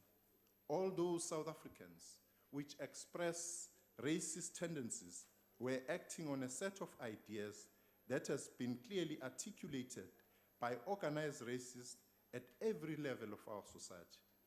These ideas come from the mouths of some politicians and some of the media houses who pretend that black population is in some way responsible for the greater unemployment, poverty, and crime it suffers. That reflects the level of racism that pervades our society and exists even in many sectors of our country. Our program as government, the overwhelming response from all sectors of society on the call we made earlier in the year, different sectors are readying themselves for sectoral summits. The intelligentsia is the first one to host such a summit and have shown their readiness. These summits will result in the crafting of a social compact for different sectors that will lead to the national convention we are calling for. We need to applaud South Africans for their response when they heed the call to reject racism and racists. We need to encourage them to be intolerant of these racists as and when they rear their ugly heads from time to time. We need to continue to rally our people against the scourge of racism, to strengthen the pillar of mass mobilization for social transformation. Call on all peace-loving South Africans, both black and white, to implement this program and to take a stand, stating clearly, not in our name, and racism stops with me. We need to build a broad front against racism which will transcend our national borders. We also call on all our compatriots to contribute in shaping the action plan to combat racism, xenophobia, and other related intolerances. Humanity is under obligation to suppress and punish this crime. Whilst we cannot regulate people's attitude, but we have a duty to regulate their behavior through criminalizing racism. If need be, we should amend the Constitution to reach our objective of criminalizing this sketch. Racism is not going to be overcome simply because people speak about it. Racism, like so many other ills of this society, is the product of a society built on colonialism and apartheid for the benefit of the tiny section of our population. We are going to uproot racism if we start addressing fundamentally questions related to economic justice of all of our people. We must embark on a campaign to overcome this scourge. We have it within us to defeat it, and we will defeat it as a people of South Africa.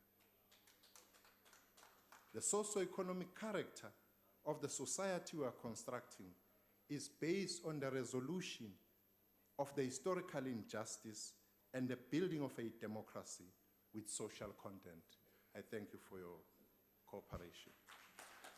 Thank you, Honourable Minister. Society were brainwashed to believe that they were superior, while others internalized inferiority through years of structural oppression.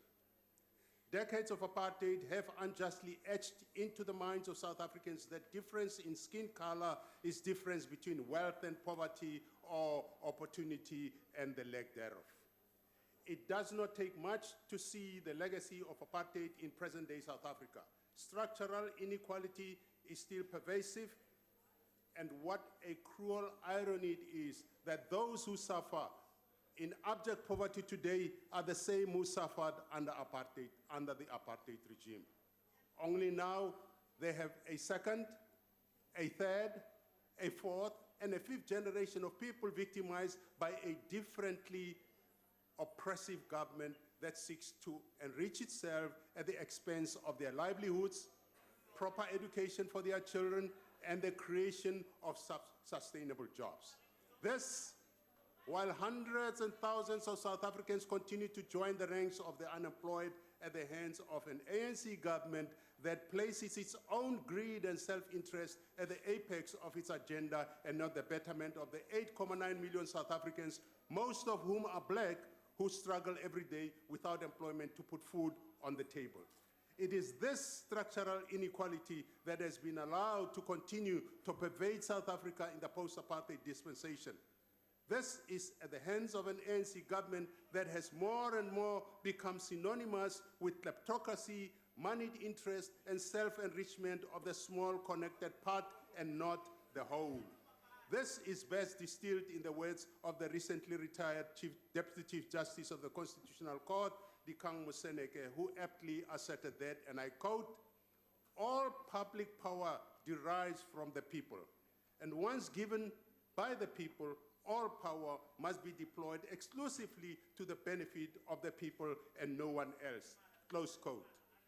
This no longer seems to be the case under this ANC government. Rather, the inverse pervades us today, and in so doing, further entrenches the structural inequality so many black South Africans wish to escape. To add insult to injury, this government is led by those who were integral in the liberation struggle. How then can we adequately heal from the head of structural oppression when our society bears so much resemblance to the society under apartheid? It is clear that over the past 2 decades, the ANC government has elected to benefit its top tier at the expense of the people of South Africa. The lack of a single-minded approach to racism over the years, and more critically over the past few months, is proof that there is a void in leadership in adequately dealing with the issues that are close to the hearts of South Africans. Many have taken to social media to voice their concerns, but few know that there are Chapter 9 institutions such as the South African Human Rights Commission, where they can report incidents of racism, racialism, and unfair discrimination.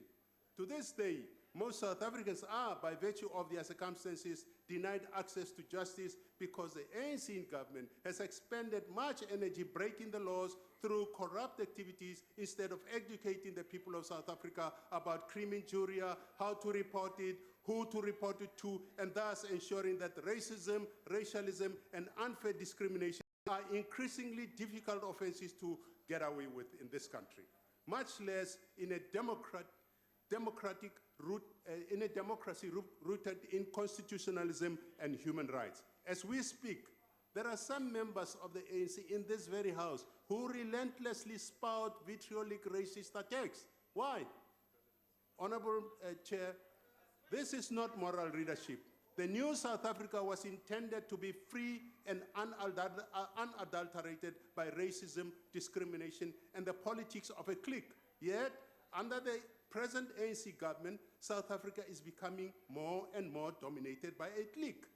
The ANC government has shown an increasing affinity to tear down, with their own words, the liberation legacy they have built. The ANC has changed and cannot be trusted to provide the services, economy, and justice it once vowed to make accessible to all and not just to some. Racism is an evil human failing that must be condemned and eradicated by all of us wherever we find it. The scourge of racism must be uprooted with an unwavering single-mindedness, and all of us in this house and in this country have an obligation to do our best to destroy this pestilence.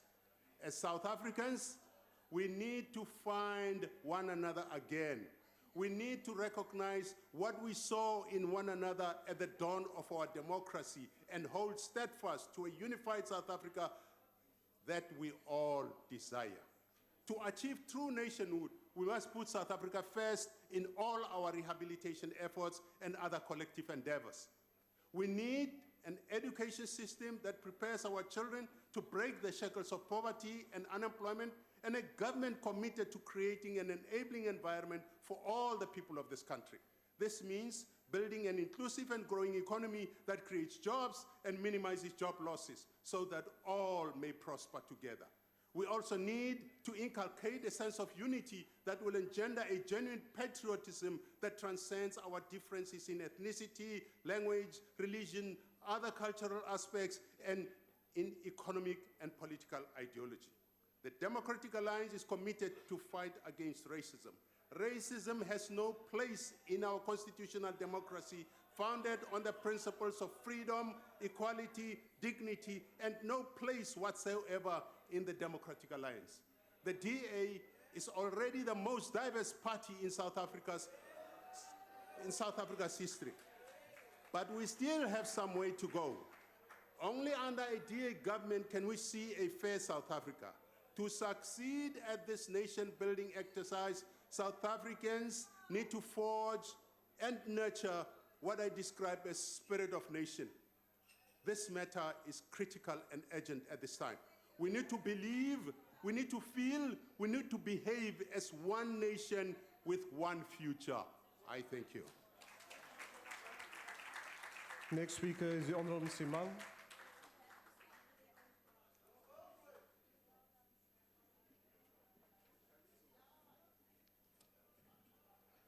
Thank you, Honorable House Chair. When we forged our democratic constitution, we all agreed that the doors of the past had to be shut and barred. Divisions based on race had to be relegated to the past. Thus, with each passing year, the democratic government, we should have moved away, further and further away from racism. Yet, that has not been the case. We seem instead to have moved in cycles. But what we are experiencing now is not part of a cyclic remembering. It is a warning from deep within our society that certain wounds have never healed. A question remains whether the Truth and Reconciliation Commission achieved its purpose.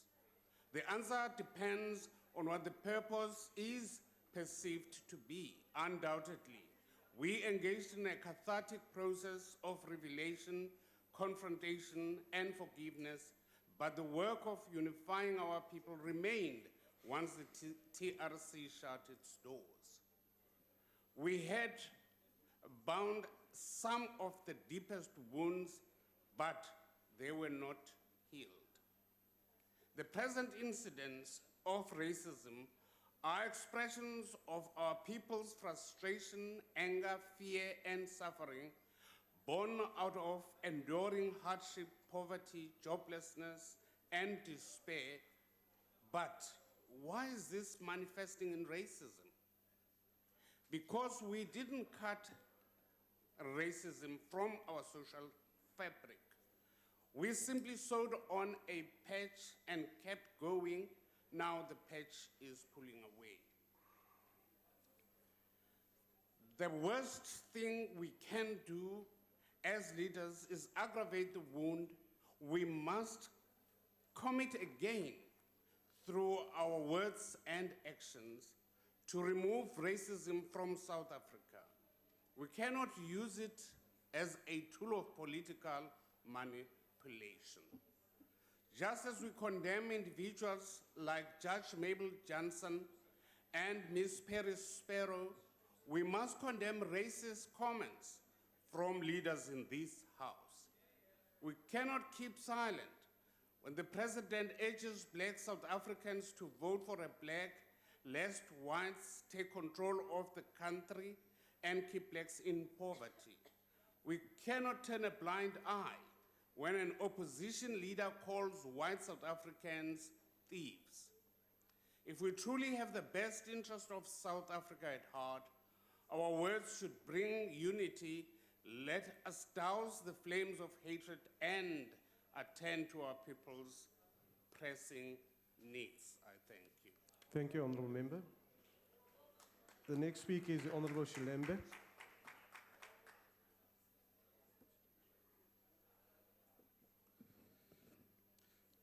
Honourable Chairperson and members of the Honourable House, the National Freedom Party rejects all forms of racism and racial hatred.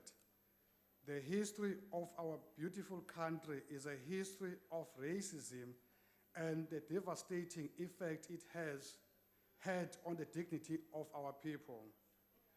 Racism was institutionalized in apartheid, and the consequences haunt us even today. And unless we do something about it, will continue to haunt us for generations to come. In 1994, the late President Mandela and Archbishop Tutu actively promoted the ideal of a rainbow nation. For a short while, it seemed as if racial harmony was within our grasp, but lately we have seen that it is not the case. The likes of Jenny Sparrow, Kenny Nkosi, Matthew, and Mcebo Dlamini is a stark reminder that racism is alive in South Africa. Whilst the National Freedom Party accepts the fact that racism is rife in South Africa, we need to understand that there are many white South Africans who have shed the cloth of racism. That fact cannot be denied or ignored. We encourage all political parties, irrespective of their color demographics, within their ranks to expose those who still perpetuate the remnants of racism in their ranks. We cannot accept anyone to call black people as gays, no matter what. Again, the NFP cannot afford to allow any employer to undermine the black people by calling them with sort of names. If any person is found promoting racism, we suggest as South Africans to come together and fight against, no matter who is that. Chairperson, South Africa still has a long way to go before racism will cease to be part of our national discourse. And the National Freedom Party says Let us allow racism to die a national death. Let us unite as South Africans and find common ground rather than focus on that which divides us. Let us embrace a common destiny with dignity and refuse to stoop down to the level of racist, black and white. Let us all be South Africans with one loyalty to our country and our future. And whilst remembering the painful past, look to the future with hope. I thank you. Thank you, Honourable Member. The next speaker is the Honourable Fultane.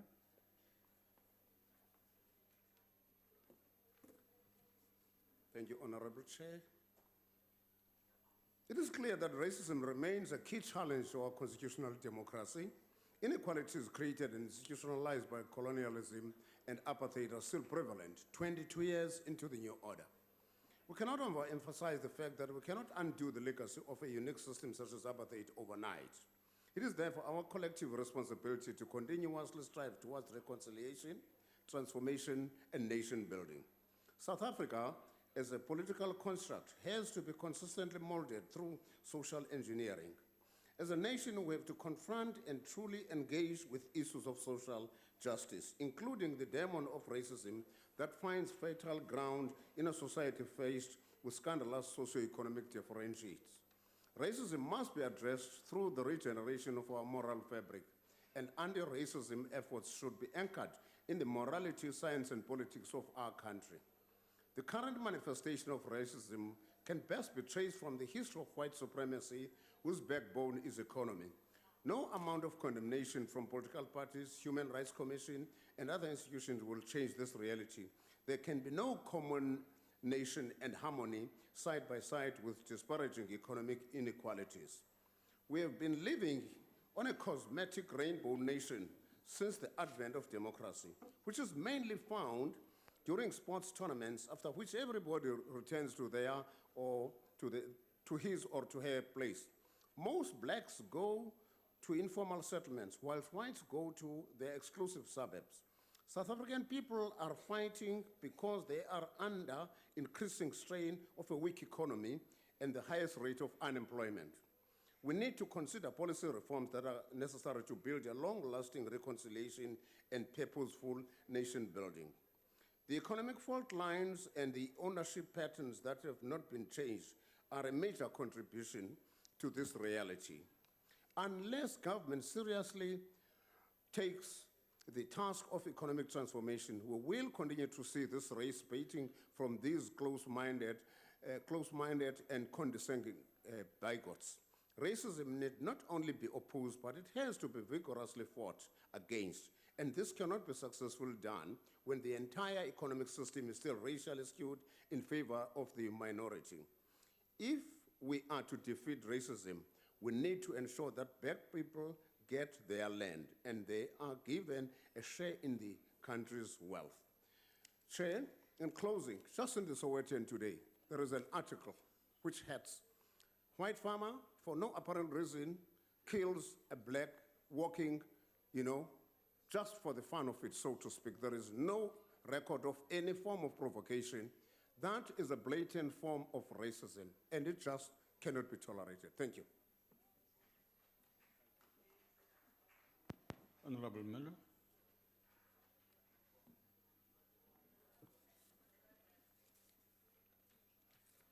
Thank you, Honourable Deputy Speaker.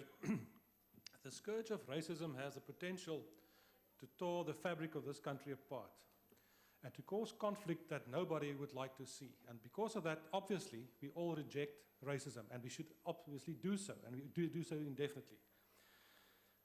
But you see, Honourable Speaker, Deputy Speaker, the Minister didn't help us very much this afternoon. Because with all due respect, Minister, you did not deliver a speech as the Minister of Culture in belong of all in South Africa. It was an ANC speech, with all due respect. You started off with a preamble of South Africa, and you quoted the following: "We, the people of South Africa, recognizes the injustices of our past, honor those who suffered for justice and freedom in our land." And then you gave us a long list of ANC struggle heroes, and there you stopped. That's exactly the problem. That's exactly the problem. You are the Minister of Arts and Culture. Why don't you read the next sentence of the preamble if you are serious about addressing the reality of South Africa? Because the next sentence says, respect those who have worked to build and develop our country. You ignored that. Should I give you a long list of those who did that? No, I don't. And then obviously the next sentence of the preamble states, believe that South Africa belongs to all who live in it, united in our diversity. Now, I did listen, Minister. You ignored those things. Why did you do that? Why did you only focus on what's important for the ANC? Die probleem met racisme, meneer die adjunkspeaker, is dit. Racisme in alle vorms moet verwerp word. Maar ek kry die indruk dat daar 'n persepsie bestaan dat net sekere mense in staat is tot rasisme. Ek kan u verseker dat geen ras of geen groep of geen volk of geen nasie, nie een nie, nie wit nie, maar ook nie swart, is so edel en so wonderlik dat hulle nie in staat is tot rasisme nie. You'll find bad people in all communities. You'll find racist in all communities. The scourge of racism should be fought. Nou, ons luister na al die verskillende voorbeelde wat hier gegee word. Die probleem is, ons kon baie verder gewees het met die uitwissing van rasisme in Suid-Afrika. But we've lost 22 years because of this government's policies. One of the founding provisions of the Constitution says South Africa should be based on the following values, namely non-racialism. Maar die probleem is, elke beleidsstandpunt van hierdie regering vir 22 jaar het 'n rasse onderbou. Jy het rasisme ingebou in ons staatsstelsel in met elke beleidstuk wat jy het. Besef jy dat 50%, half of the population in this country were born after 1990. If you started off with truly a non-racial South Africa in 1994, half of the population could have been brought up in a really, truly non-racial South Africa. But you chose not to do that. You chose to implement policies based on race. The honourable member of the UDM just now said, we are having a problem with nation building. Yes, we do. Why? Because the recipe is wrong. We are stumbling from one sporting event to the next, and then suddenly it's gone. You should look at the reality of South Africa, the diversity, and then use those as the basic building blocks. We should reject racism, but unfortunately, not in the way that the Minister proposed this afternoon. It's wrong. Honourable Meshoe.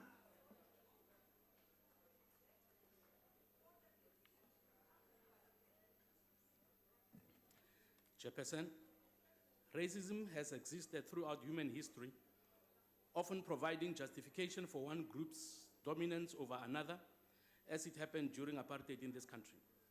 Most people, even if they do not approve of overt racism, will nevertheless have some kind of prejudice against another group of people. These prejudices, especially if unchecked, often lead to hurt, anger, and even violence at both personal and societal levels. Racism is hurtful, and its effects are devastating. That is why we must fight it whenever it raises its ugly head.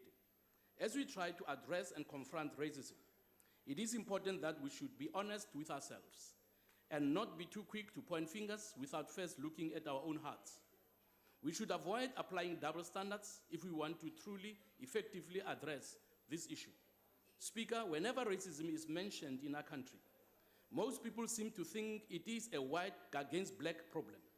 But when a black person makes racially charged statements about other races, particularly whites, they don't consider that as being racist.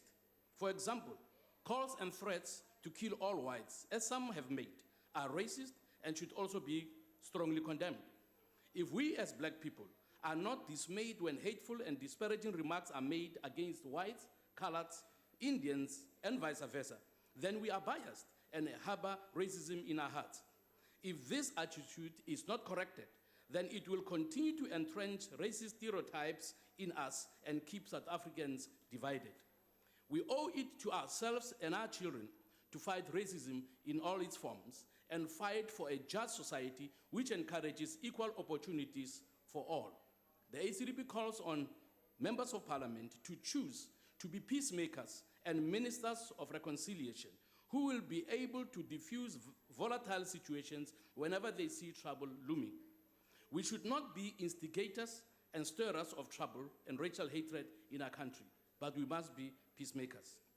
I remain convinced, Chairperson, that all race groups in our country need each other to make progress and improve our economy, create jobs, narrow inequality gap, and turn this beautiful country into a model of reconciliation, peace, and prosperity, where respect for God, for one another, and for prosperity and property becomes the hallmark of our legacy. I would like to remind members of this House and all South Africans of my recent recommendation to take lessons from the piano. The piano is an instrument that has both black and white keys, which are mutually dependent. And to fully enjoy the true potential of its soothing, sweet melodies, one must use all the keys, black and white. A new sound should emerge from South Africa, a sound that resonates with harmony and brings unity and peace as people from different races stand together and united under God. Thank you. Thank you. Honorable Godi.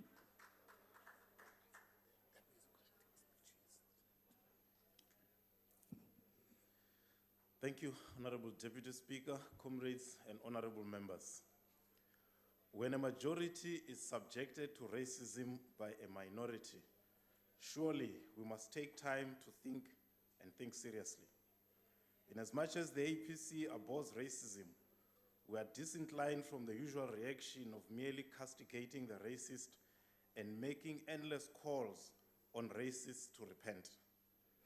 The APC calls on especially the African people to introspect. How and why do they perpetually remain victims of racism in South Africa and the world over?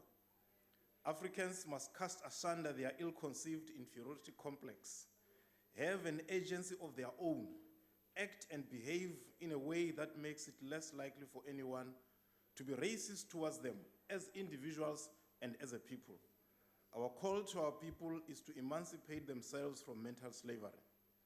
The endless calls on the enemies of African progress to do this or that is a perpetuation of victimhood. We must confront racism with more assertiveness by our people so that they don't have to always turn the other cheek. But fundamentally, all talk is meaningless unless we address the gut-wrenching poverty of the majority Africans with which the racists are comfortable. The poverty of our people, which dehumanizes them, has its roots in land dispossession. We need equitable land distribution to empower our people and restore their humanity. That is what will cure the racists of their disease. Statements of disapproval and legislation will not mean much if the victims of racism remain victims in their consciousness. Thank you. Thank you, Honorable Godi. Honorable the Deputy Minister of Justice and Correctional Services. Thank you, Deputy Speaker, honorable members. This month, May, 20 years ago, the Constitutional Assembly in this very chamber adopted a new constitution, a constitution which had as its first founding value human dignity, the achievement of equality, and the advancement of human rights and freedoms. The Constitution was a negotiated settlement. It put an end to a centuries-old conflict, a conflict that most people, both here and in the rest of the world, thought was unachievable to end without a full-blown civil war. As we review our progress over these past 20 years, we can see that we've made much progress in addressing the imbalances of the past and improving the quality of life of all citizens.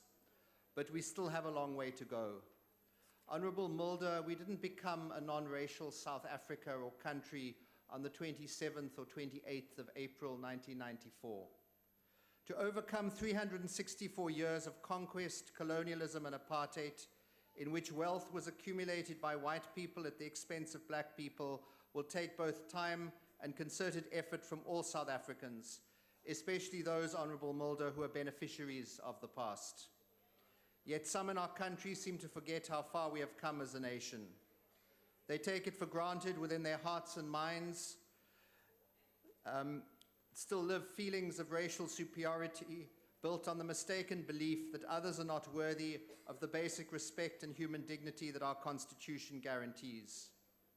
We have seen in particular over the past year an increasing number of expressions of arrogance and racism by some. Black people are, generally speaking, still in less fortunate positions than most whites. Many do not have proper housing or basic services. They cannot afford tertiary education or are unable to secure financial loans. They are angry, and their anger is understandable. This anger is made worse by the fact that white people who benefited from apartheid are not using their skills or resources to advance those who were deprived in the past, and they are not acknowledging that they benefited from the past. Instead, we find an increasing number of incidents of racial expression by white people, ranging from assaulting a black woman in a largely white residential area because she was assumed to be a prostitute, to urinating on a black man, to the outrageous comments we find on social media. Earlier this month, Advocate Jeff Budlander wrote an article in the online publication Ground Up, and he said, and I quote, "Those of us who have been privileged need to show a little humility and a little empathy. It is not a matter of walking around stricken and paralyzed by guilt. It's a matter of facing and acknowledging the fact that whether we asked for it or not, those of our generation who are white have been the beneficiaries of a monstrous system which created inequalities which persist today. Once we have acknowledged it, we can start to deal with it. Inequality creates anger, and denialism fuels anger." And he is correct in what he says about white privilege.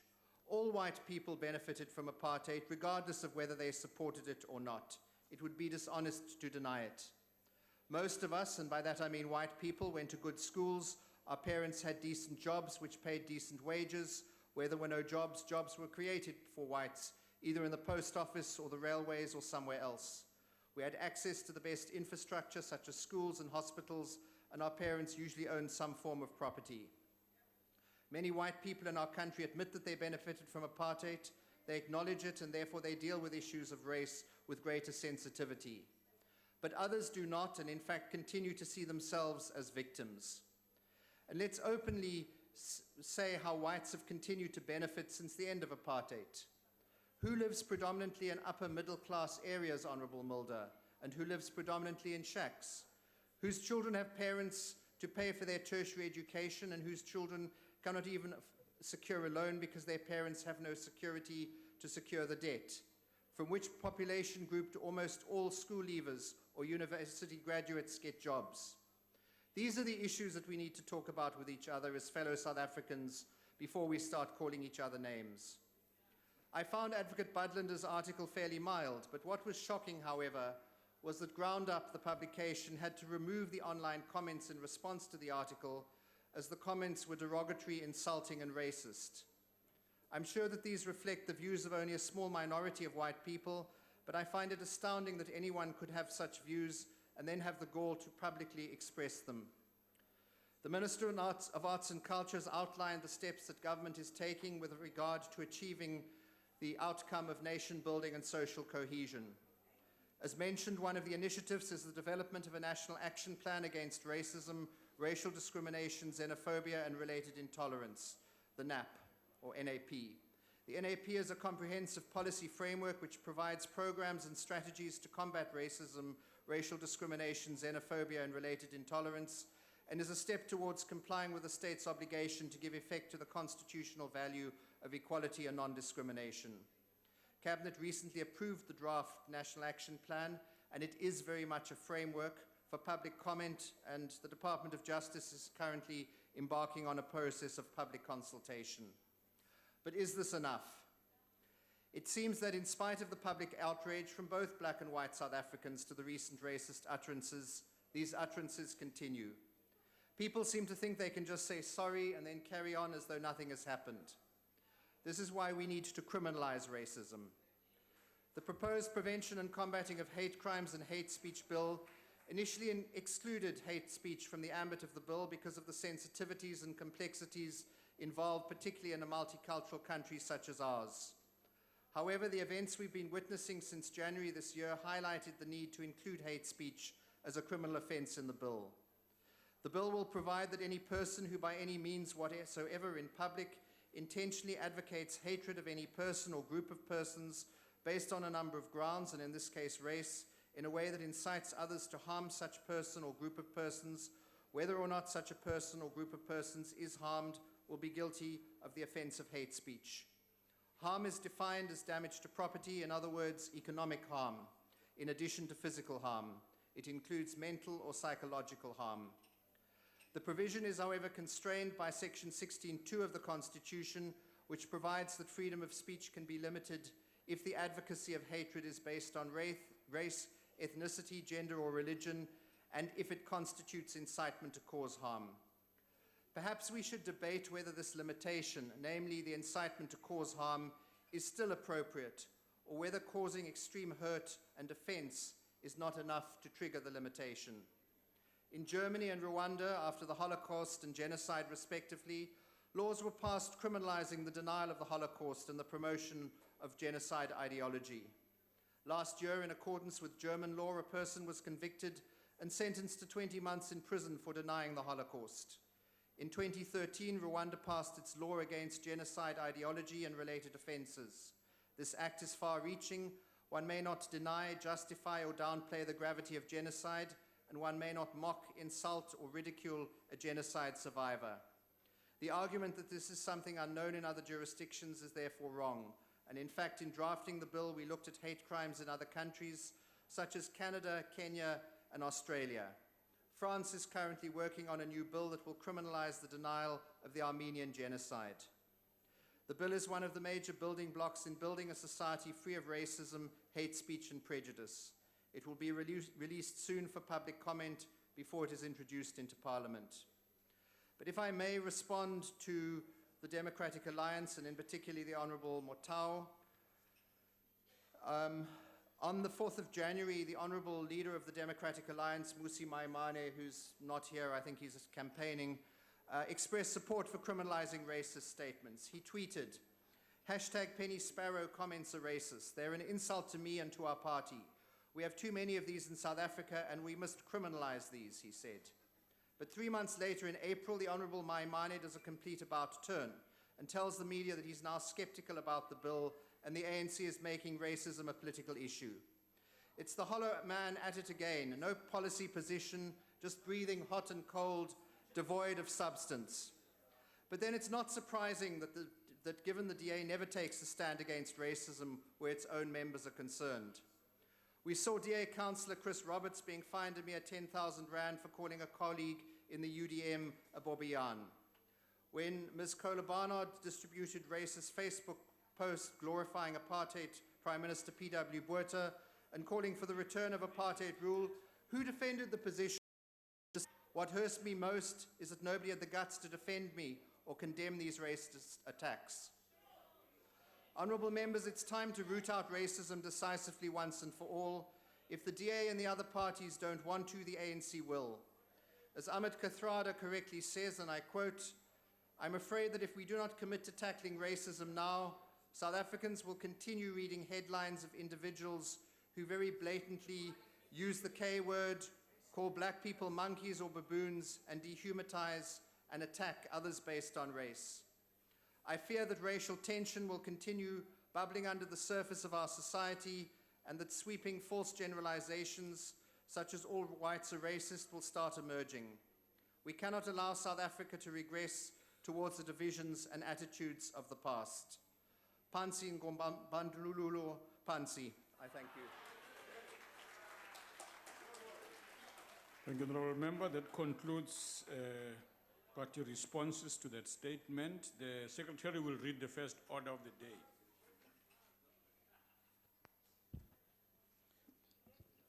Consideration of report of Portfolio Committee on Higher Education and Training on Higher Education Amendment Bill. Now recognize the Honourable Chief Whip of the Majority Party.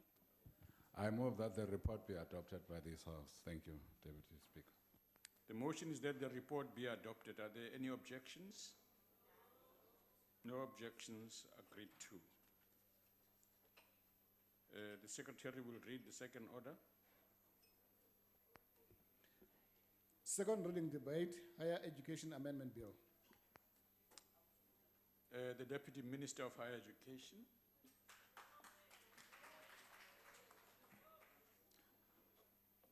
Honourable Deputy Speaker, Chairperson, and Honourable Members of the Portfolio Committee on Higher Education and Training, Members of Parliament, Ministers and Deputy Ministers, honoured guests, compatriots. Honourable Deputy Speaker, it was in 2009 when the President decided to split the Department of Education into the Department of Basic Education and the Department of Higher Education and Training. The latter was legally established on the 1st of April 2010, and that meant that there is an even greater need for new policies to give direction and purpose to the new establishment. Indeed, the white paper on post-school education and training was launched early in 2014, and this obviously necessitated a review of the Higher Education Act 101 of 1997. The bill before the House, Honorable Deputy Speaker, provides new definitions. It rectifies any inconsistencies, contradictions, and/or gaps in the Act.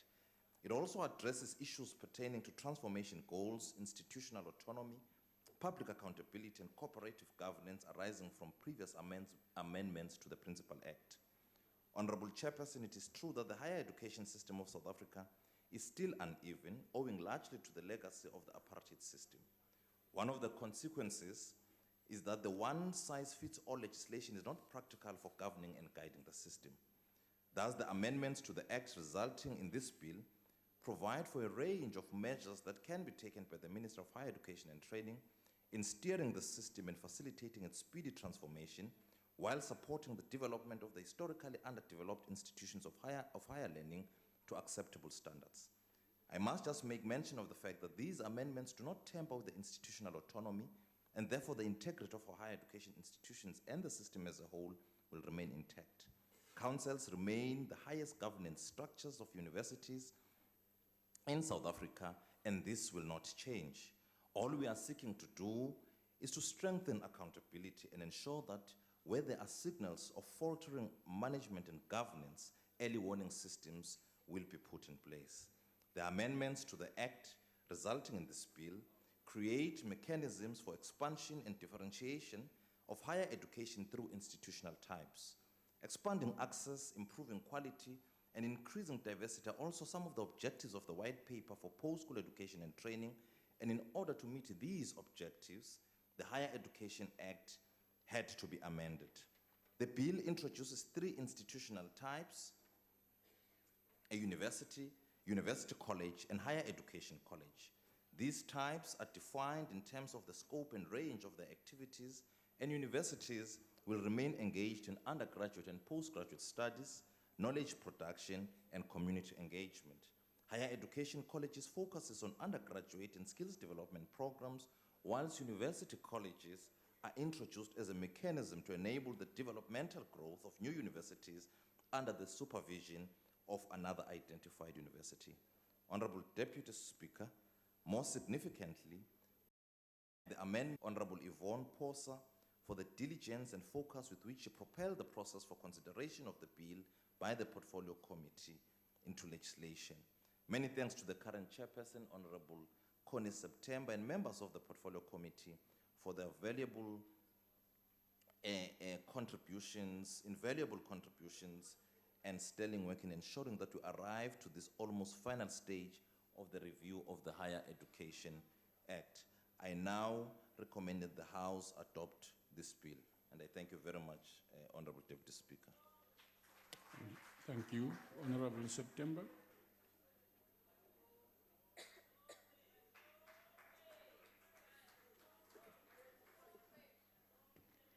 Thank you very much, Deputy Speaker. I add my voice also in thanking Honorable Posa for assisting in the passaging of the bill and also have brought us this far. Honorable Deputy Speaker, the amendment bill, of course, was written and submissions were received in January of this year already, where public hearings were held in February, and many submissions and stakeholders took the opportunity to come to the public hearings. Some of the issues that were dealt at that time were the transformation goals, the oversight mechanism, the ministerial directives, the appointment of an independent assessor, and increased administrative burden on public higher education institutions, were some of the sections of the amendment bill that received the most of the attention. Some of them, of course, were objected to, whilst some of them were equally supported. But subsequent to the public hearings, the department also responded to the issues that the stakeholders raised, including the positive comments and where there were disagreements also. So if we summarize more or less the issues that were deliberated and extensively looked at, all the clauses of the bill were taken into consideration, the inputs from stakeholders, and of course other members of the committee, and indeed the committee themselves made many changes to the bill.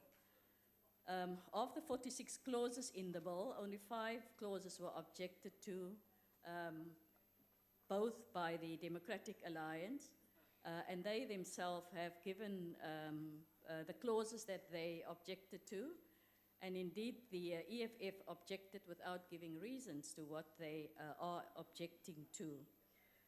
The rationale of the amendment bill, honourable members, is that the Act was necessitated by developments in the higher education sector, the 2 most significant being the Higher Education Amendment Laws of 2012, and as the Deputy Minister has said, the White Paper on Post-School Education and Training, which was approved in the Cabinet in 2013. There were no, in addition, there were no determination of transformation policy, no oversight mechanism for the public higher education sector, nor a unified framework for recognition, importantly, for prior learning in the Higher Education Amendment Laws of 2012. The amendment bill provides for the registration of private education institutions and for many of the things that the Deputy Minister himself have pointed out much earlier on. Honourable Deputy Speaker, in preparing to govern, the ANC's own 1994 policy document stated that the right to academic freedom is protected in the chapter on human rights in the interim constitution. Academic freedom, which entails the right of freedom of speech in the academic sphere, must be distinguished from the autonomy of higher education sectors and institutions. Autonomy relates to the policies which govern the overall running of the institutions, their general direction in relation to the development strategies, and hence issues such as specialization and differentiation. Higher education institutions must have a high degree of autonomy in determining their affairs balanced with the need for the monitoring, evaluation, and public accountability of the higher education system, especially in relation to the redress of inequalities, of quality of provision, and the efficient utilization of resources. Previous amendments to the Higher Education Act of 2012 sought to curtail corruption by university council members, managers, and students when doing business with universities. One of the strategic instruments for social transformation is education. Accordingly, it is an apex priority for the African National Congress, and it is for the government's national, as it is for the government's National Development Plan, especially as it is linked to Outcome 5. In order to redress imbalances of the past and advance the National Democratic Revolution, transformation of higher education is paramount. The developments and changes in the higher education sector has made it necessary to amend the Higher Education Act. The amendment bill seeks to speak to these concerns, guided by what government policy seeks to achieve in the higher education and training sector. I thank you very much, and the ANC support. Thank you, Honourable Member. Honourable Buzoli. Thank you, Chair. Why do we have universities? In the absence of Minister Nzimande to tell us the answer to this question, let me try and answer it. Universities are there to provide higher education to our undereducated population and to provide highly skilled people for our sophisticated economy. But universities are much more than that. They are sites of creativity, pioneering scholarship, and independent ideas. And they can't be these things unless they have the freedom to pursue thought without hindrance. The drafters of our Constitution knew this. They knew that unless we kept our universities independent, they would no longer be able to produce great judges, physicists, mathematicians, novelists, historians, biologists, environmentalists, or economists. Academic freedom and university autonomy are inextricably linked and cannot be separated. Universities are much more than glorified high schools or high-level technical colleges. The people who lead and shape our world and take it beyond its limitations are nurtured in universities. To operate in the realm of creativity and original thought, universities need freedom and independence. The 1997 Higher Education Act, drafted in a period when the memory of the apartheid regime's control over universities was still fresh, reflected the constitutional imperative for academic freedom and university independence. Sadly, successive ministers have found it difficult to sustain this vision. New powers have been given to the minister over time, in 1999 to appoint administrators to replace university councils and VCs for 2 years, in 2000 to veto agreements entered into by universities, in 2002 to amend the institutional statute of a university, and in 2012 to appoint an assessor with extensive powers over universities. The latest set of amendments continues along this path of creeping state control and expanded ministerial prerogative. It moves universities closer to becoming glorified high schools and high-level technical colleges. Why has this happened? One reason, the ongoing failures of the formerly homeland universities, Fort Hare, Limpopo, Zululand, Walter Sisulu, and others, have all suffered crises of bankruptcy, corruption, student poverty, and student militancy. Successive ministers believed that they could solve this through expanding their powers, but this hasn't worked. Some universities have been placed under administration several times. Often the period of administration has been followed by one of further corruption, and the financial standing of these universities is always precarious. At the moment, to take over a university, the minister is required to provide proof through audit reports, for example, that it has problems severe enough to warrant suspending its independence. In the new bill, with the failure of existing methods to fix the dysfunctional universities, the minister seeks to expand his powers. The new bill has a clause which means that he will now only need to have reason to believe, rather than concrete proof, that intervention is necessary. It will become easier to suspend university independence and more difficult to challenge such a decision in court. Easier to move universities towards becoming glorified high schools and high-level technical colleges.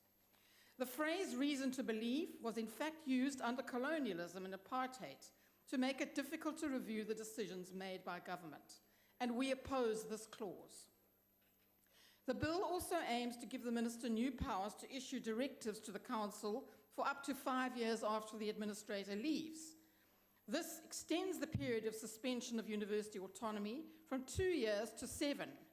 We oppose this clause. The bill also proposes that 2 new institutional forms be created, a higher education college and a university college. It is unclear what these are and why they are being put forward. The vagueness of these provisions means that we oppose this clause. The bill will also allow the minister to identify institutions which, and I quote, shall be obliged to offer courses at technical college level. Obliged. He could theoretically compel, say, UCT to include electrician training in its curriculum. This is an attack on the powers of a university to decide what should be taught and makes universities even more likely to become glorified high schools and high-level technical colleges. We oppose this clause. The long-term damage this bill will do will be difficult to measure on its own, but added to the 17 years of creeping control by the state, and the possibility exists that we will soon no longer have an independent university sector at all. Instead, universities will also become captured institutions, glorified high schools and high-level technical colleges. We oppose this bill. Thank you. Honourable J.D. Killian.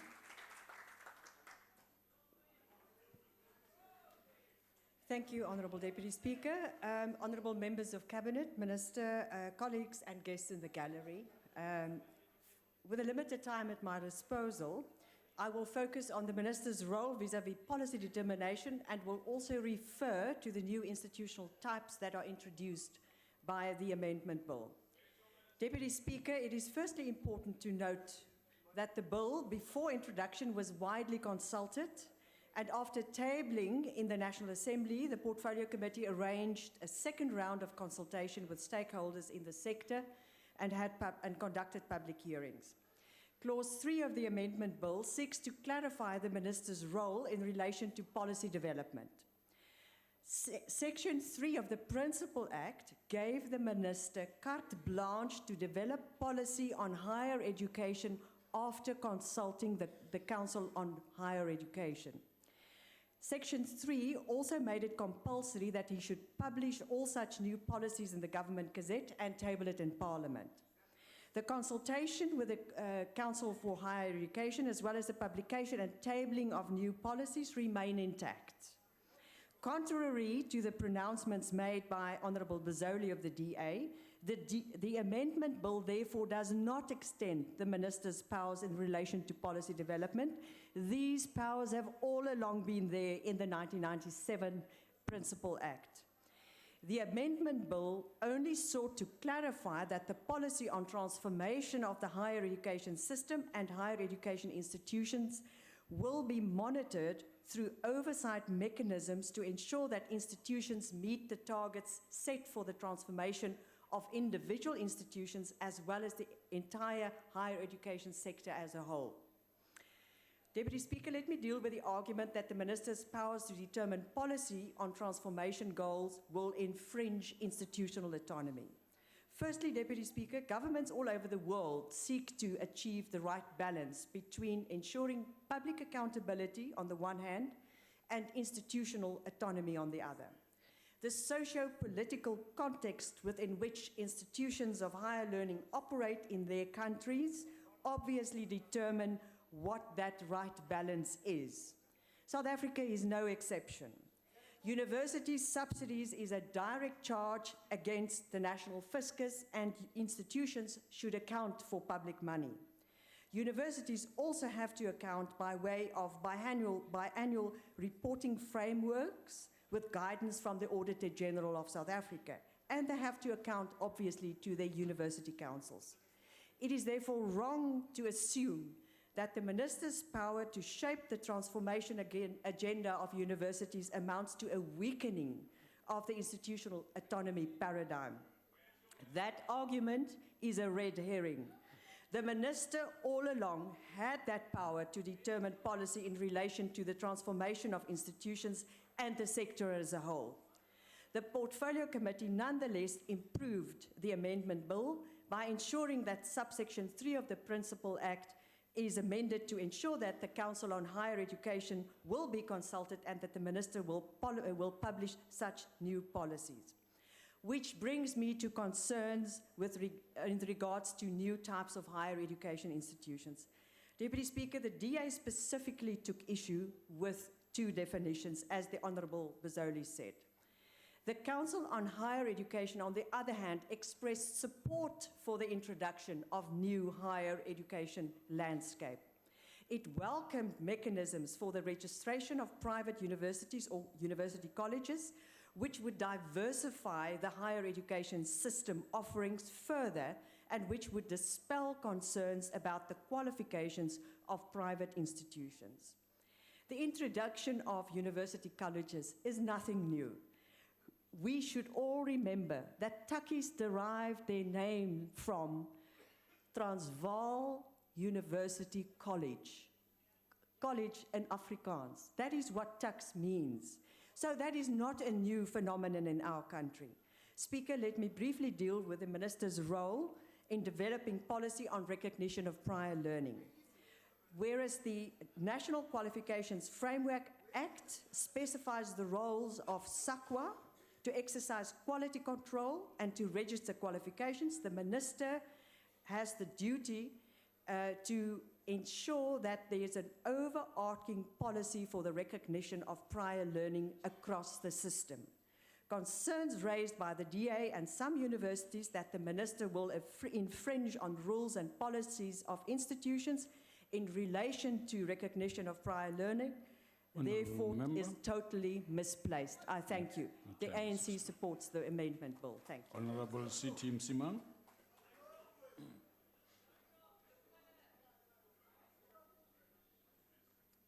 Thank you, Honourable Deputy Speaker. The bill seeks to amend the Higher Education Act of 1997 and other statutes on higher education since the new democratic dispensation in our country. Although there is a broad range of subjects to be amended and introduced, the main focus is on transformation and oversight. The latter will form the focus of this presentation. While transformation in the education sector is a non-negotiable phenomenon, the IFP is concerned that bestowing too much power on the minister, such as to mandate him or her to determine the scope and range of operations of our institutions of higher learning, as well as to determine transformation goals in the higher education system, is calculated to undermine the institutional autonomy of our universities. Institutional autonomy has been a defining feature of university over the ages.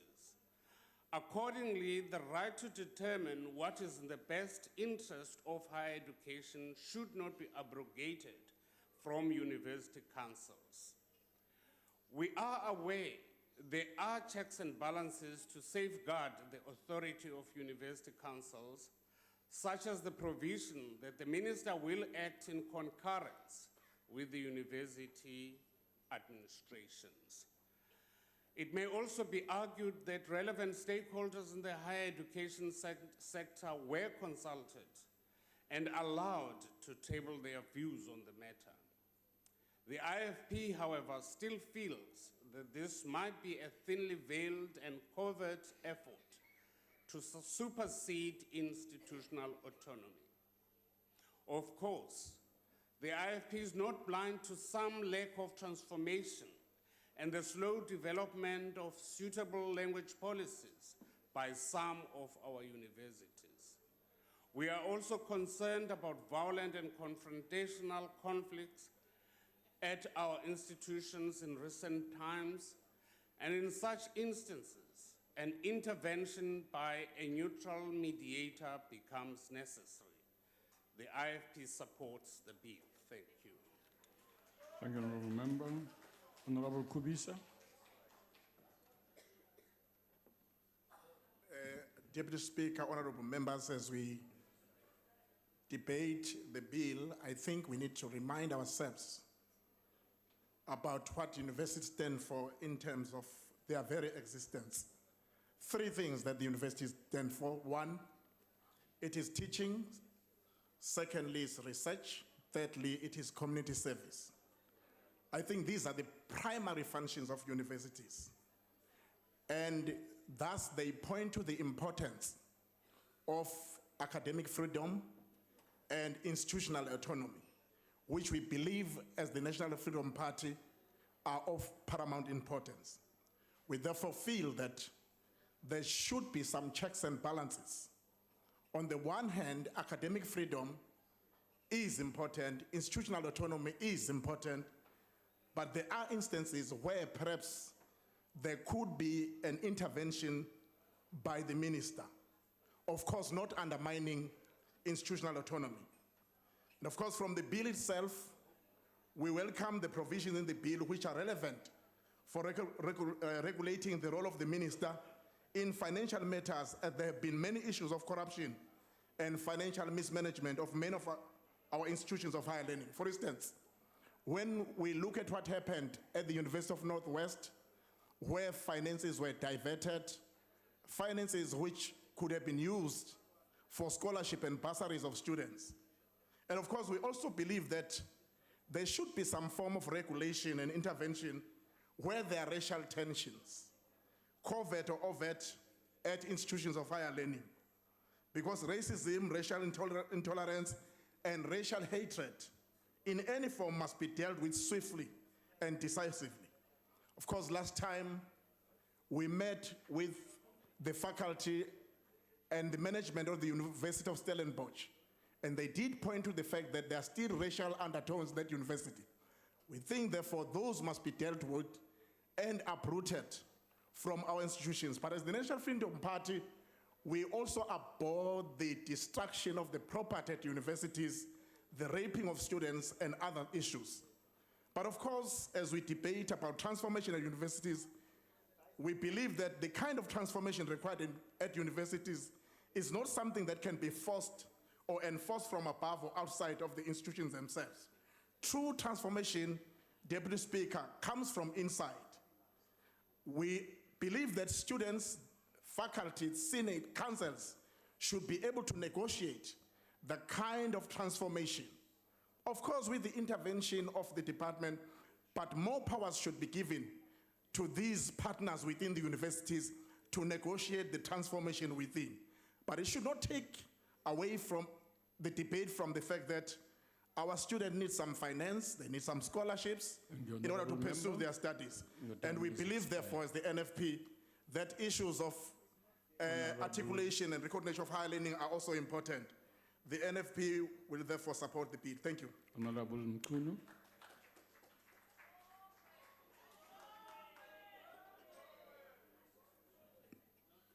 Thank you, Chairperson.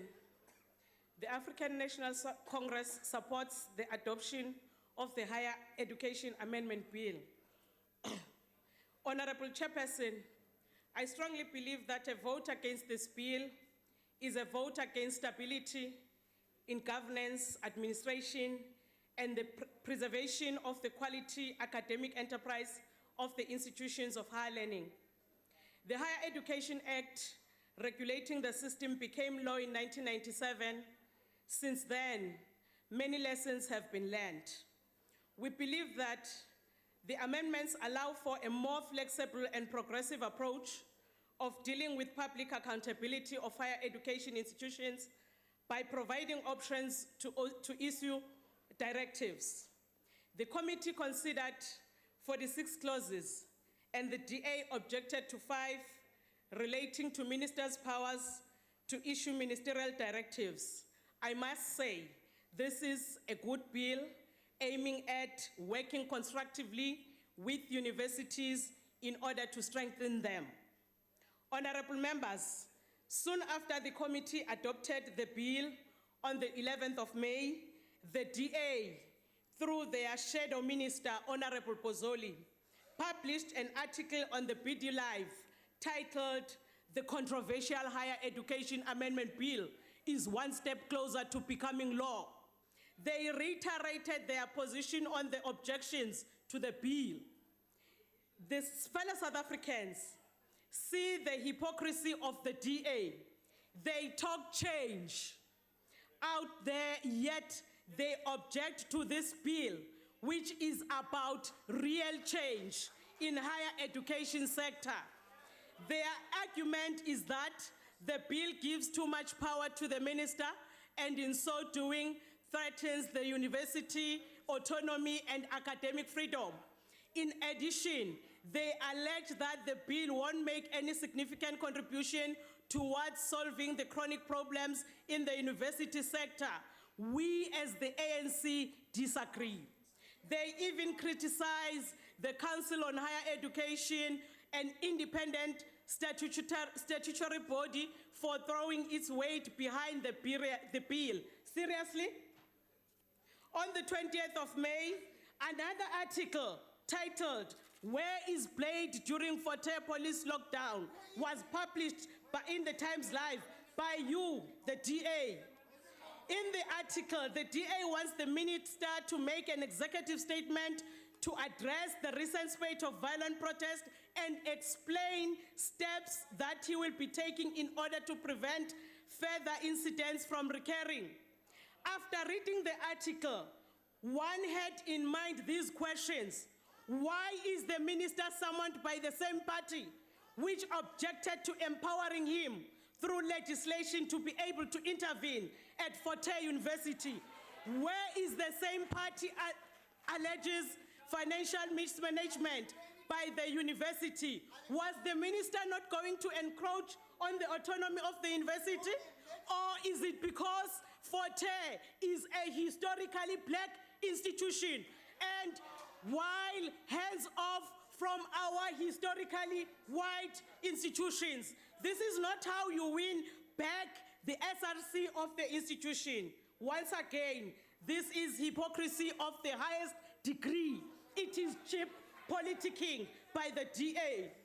Members, in the last 7 years, 4 universities have been placed under administration as a result of maladministration, corruption, financial management, conflict of interest, either from both the councils and individual members of the executive.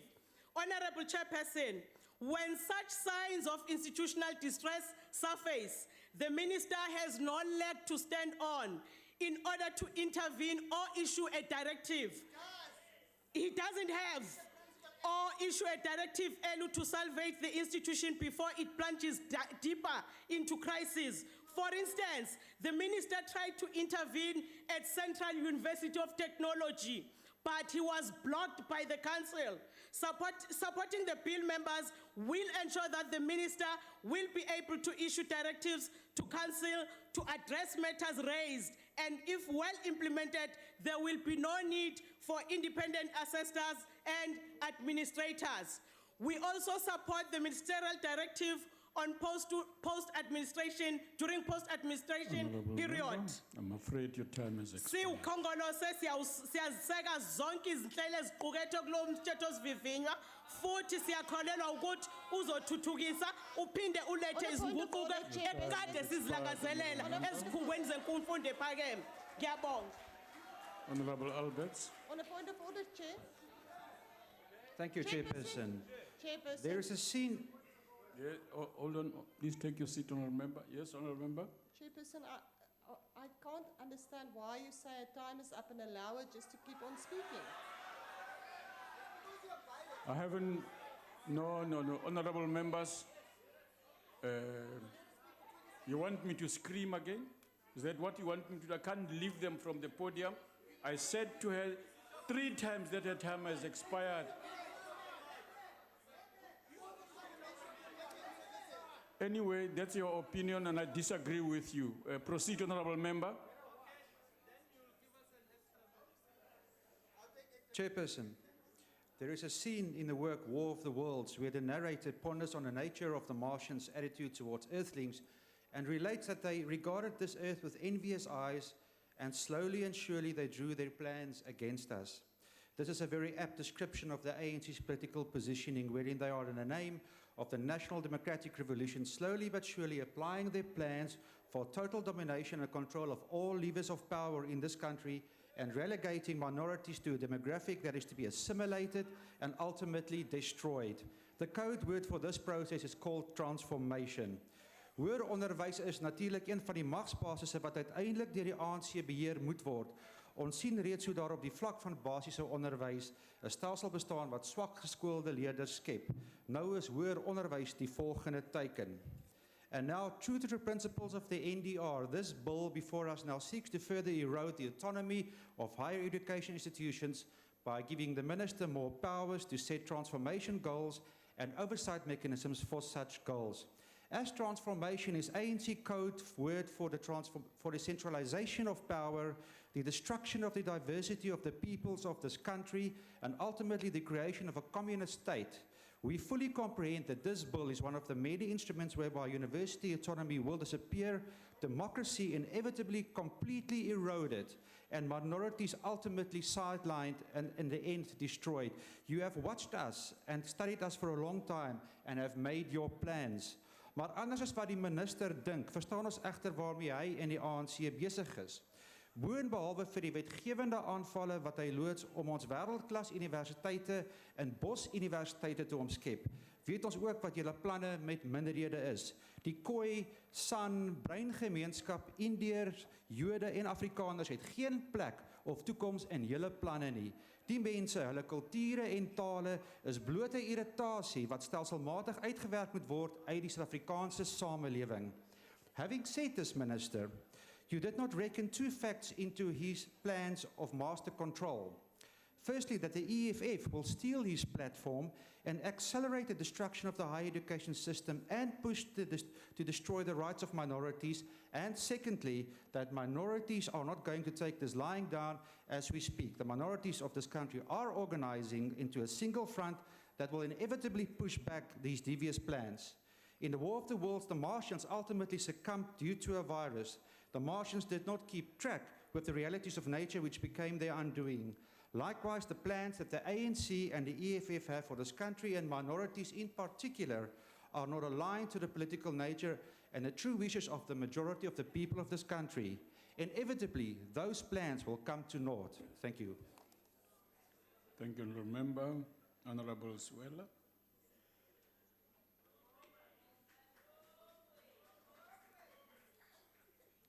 Honorable Speaker, honorable members, and guests in the gallery, good afternoon. Perhaps let me start off from where Honorable Mkulu left. The DA did not just publish the article, but they jumped like popcorns, as once said by the Deputy Minister, referring to them, to the media, to seek their sympathy. In opposing this bill, the DA is refusing the change that they are talking or purporting about out there in the media. And this is hypocrisy, as said earlier. In essence, the bill seeks to align and rectify any inconsistencies, contradictions, or gaps in the administrative law provisions of the higher education sector to ensure that the prescripts of the Constitution are adhered to. This has become necessary following changes that have been outlined, in particular in the white paper for post-school education and training, and lessons learned from experiences in the public higher education sector. This amendment bill is debated in the context of an ANC vision of higher education as being an instrument for human resource development, contributing to the knowledge economy to improve political, scientific, and intellectual growth in South Africa. The ANC strategy and tactics document, as adopted at the 52nd National Conference in 2007, articulates the task of social transformation as being that which, I quote, seeks to empower people to live themselves out of poverty while creating adequate social nets to protect the most vulnerable in our society. Education is one of the most important tools to advance this task. The amendment bill is underpinned by the principles of inclusivity, redress, and transformation, empowerment, and fairness. The amendment bill seeks to enable the withdrawal and revocation of degrees, diplomas, certificates, and other qualifications. This is clause 36 is intended for qualifications conferred by error on the part of public higher education institutions and or if a dishonest or fraudulent act in relation to receiving a qualification. It provides for a time period the board is responsible to manage the process and the process to be followed. Xinawana xa 37 xa nawumbisi xi pfumelela holobye wa dyondzo ya le henhla na vuleteri ku hlawula swiyenge swa dyondzo ya le henhla leswi bohekaka ku nyika nongonoko ya dyondzo kumbe ya swa mitirho ya mavoko na ya madyondziselo ya mitirho yo karhi hi ku landza mbuyelo wa 5 wa NDP 2030. Lexi i xivono xa mfumo xo humesa vatirhi lava nga ni vuswikoti eka tiko leri. Xivono lexi fambisana na xilaveko xa nhluvukiso wa swa science, technology na vutumbuluxi ku hoxa xandla eka ikhonomi na le ka nhluvuko wa ikhonomi. Ikhonomi na ku kula ka yona swa laveka swi lava xithekiniki na vatirhi lava nga ni vuswikoti bya xiyimo xa le henhla eka tidyondzo to hambanahambana. Kutani holobye u ta va na matimba yo yisa xivono lexi emahlweni. Tiyunivhesiti ta South Africa na vandla ra DAA swi kanetana na matimba lawa nawumbisi lowu wo antswisa wu nyikaka holobyenkulu hikuva a va twani na ku cinca va lava swilo swi tshama hi ndlela leswi nga xiswona hikuva swoleswo swi vuyerisa vona ntsena. Ndzawulo ya dyondzo yi nyikile swivangelo hi ku ya hi xivono xa pholisi ya xiyenge xa dyondzo ya le henhla na vuleteri leswaku hikwalaho ka yini mhaka leyi Honourable Member, yi your nga time ka yi is nga tshiki expired. vandla ra African National Congress ri seketela nawumbisi lowu. Honourable Kassim.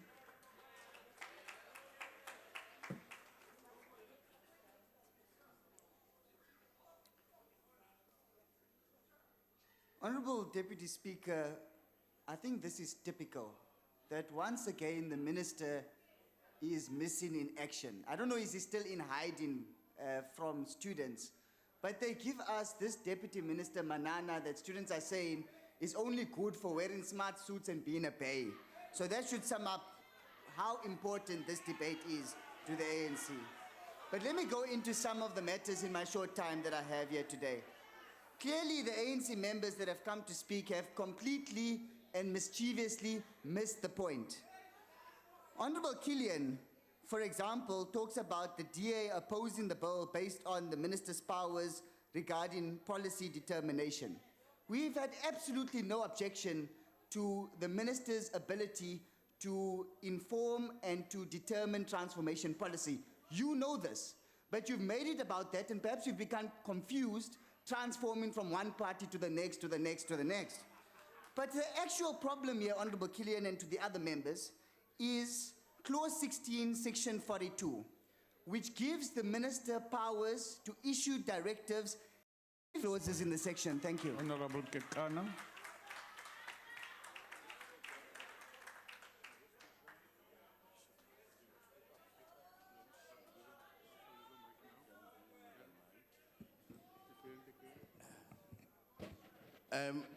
The ANC support the bill.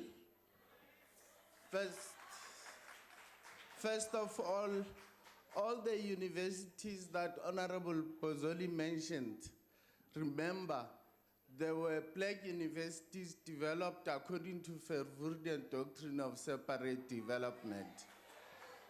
So if you hear the word Verwoerdian, you must know they were disadvantaged.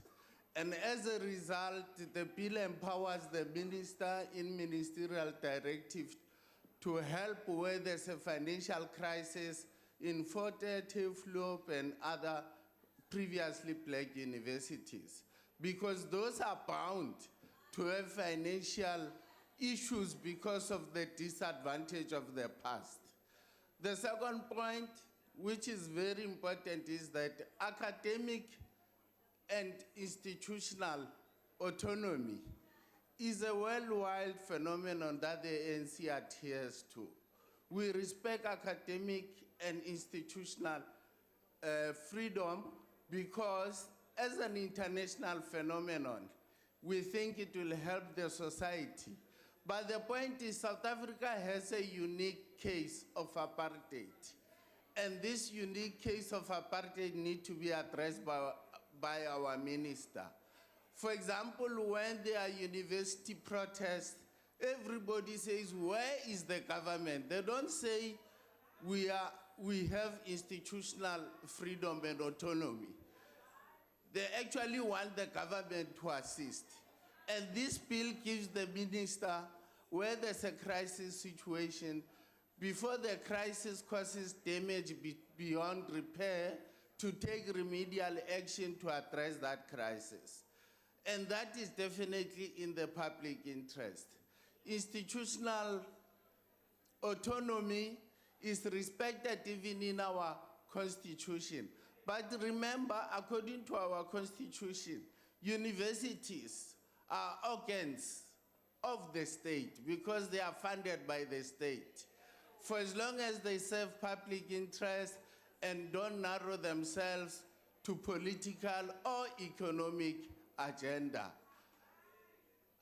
And finally, as ANC, who support this bill, we think the minister will all the time be called upon to assist.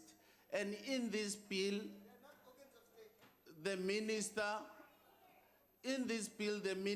no, they are in section 239, organs of the state, according to our constitution.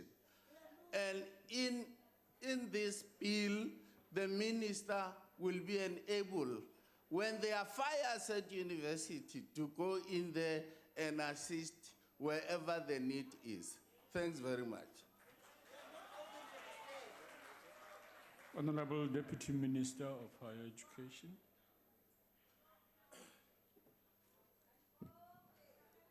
No, thank you very much, Deputy Speaker. Honorable members, I had offered to donate some of my old suits to Honorable Karim. Now I realize it's taking issue because I did not keep to my promise, but I promised to deliver them before the end of the week, definitely. So that you are just as appealing to the students as I am. Wonderful. Honorable Deputy Speaker, no, thank you to all the members who participated in this important debate. Well, glorified high schools and high-level technical colleges, Professor Pozzoli, can only exist in the figment of your imagination.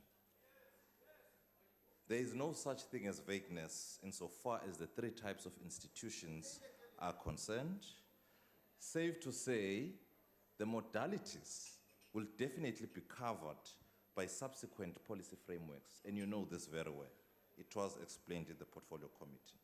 Honorable Deputy Speaker, I also wish to repeat that the intention here is not to tamper with institutional autonomy, but to ensure that there is greater accountability and that sound interventions are made as and when the minister is called upon to do so. Now, Honorable Alberts was simply sharing with us some of their plans as minorities to retaliate to some of the things that are done by the EFF. He did not participate much. But I really wish to thank the African National Congress, the IFP and the NFP for supporting this bill. And I wish to assure particularly the IFP and the NFP and the country as a whole that there is nothing untoward about what we are doing here today. All we are doing is to deepen the thrust of change in the post-school education and training sector.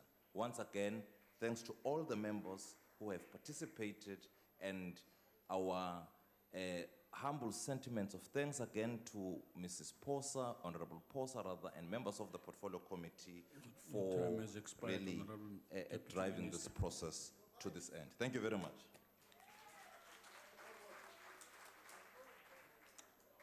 Honorable members, are there any objections to the bill being read a second time? There being objections, I now put the question again. Those in favor will say aye. Those against, no. The ayes obviously have it. Deputy Speaker, the DA calls for division. Thank you. A division having been called, the bells will be rung for 5 minutes.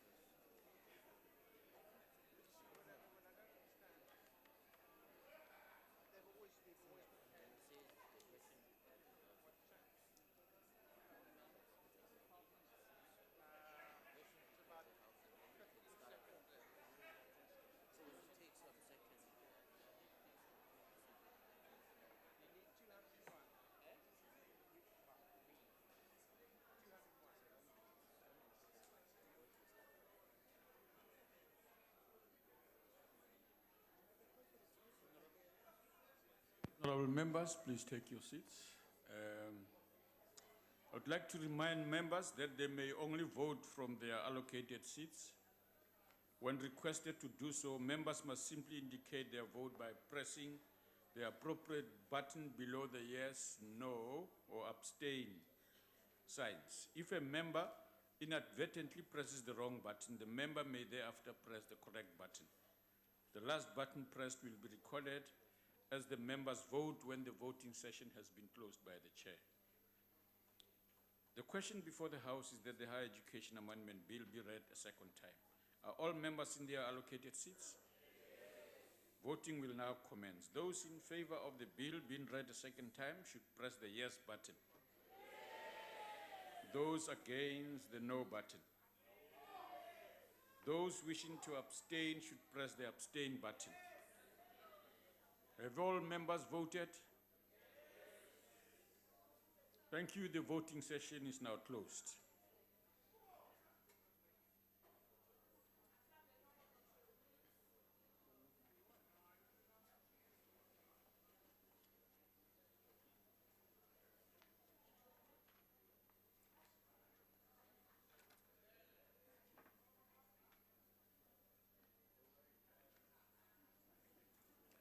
Honorable members, the abstain 0, the noes 5, yes 199.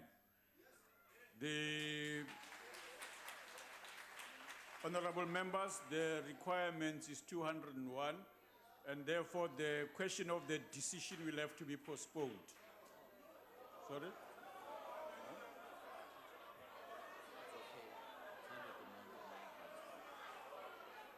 Oh. Honorable members, order.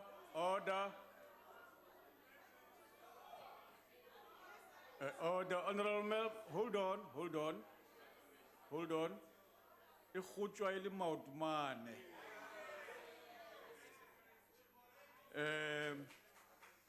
The question is accordingly agreed to, and the Secretary will read the bill a second time. Higher Education Amendment Bill.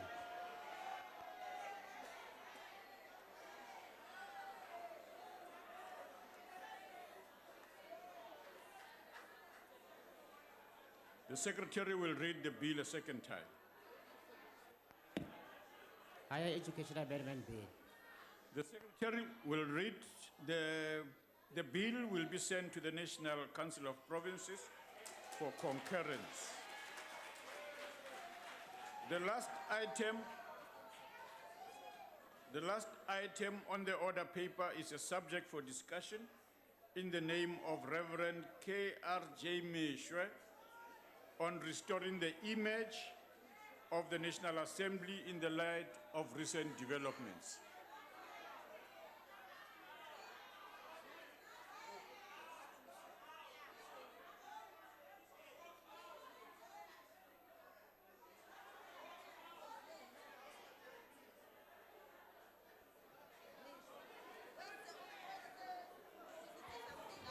Honorable.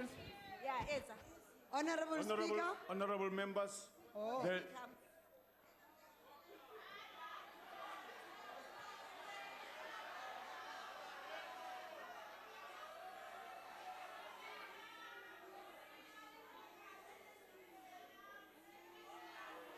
Honorable Meshoe, listen to me. Go to speak.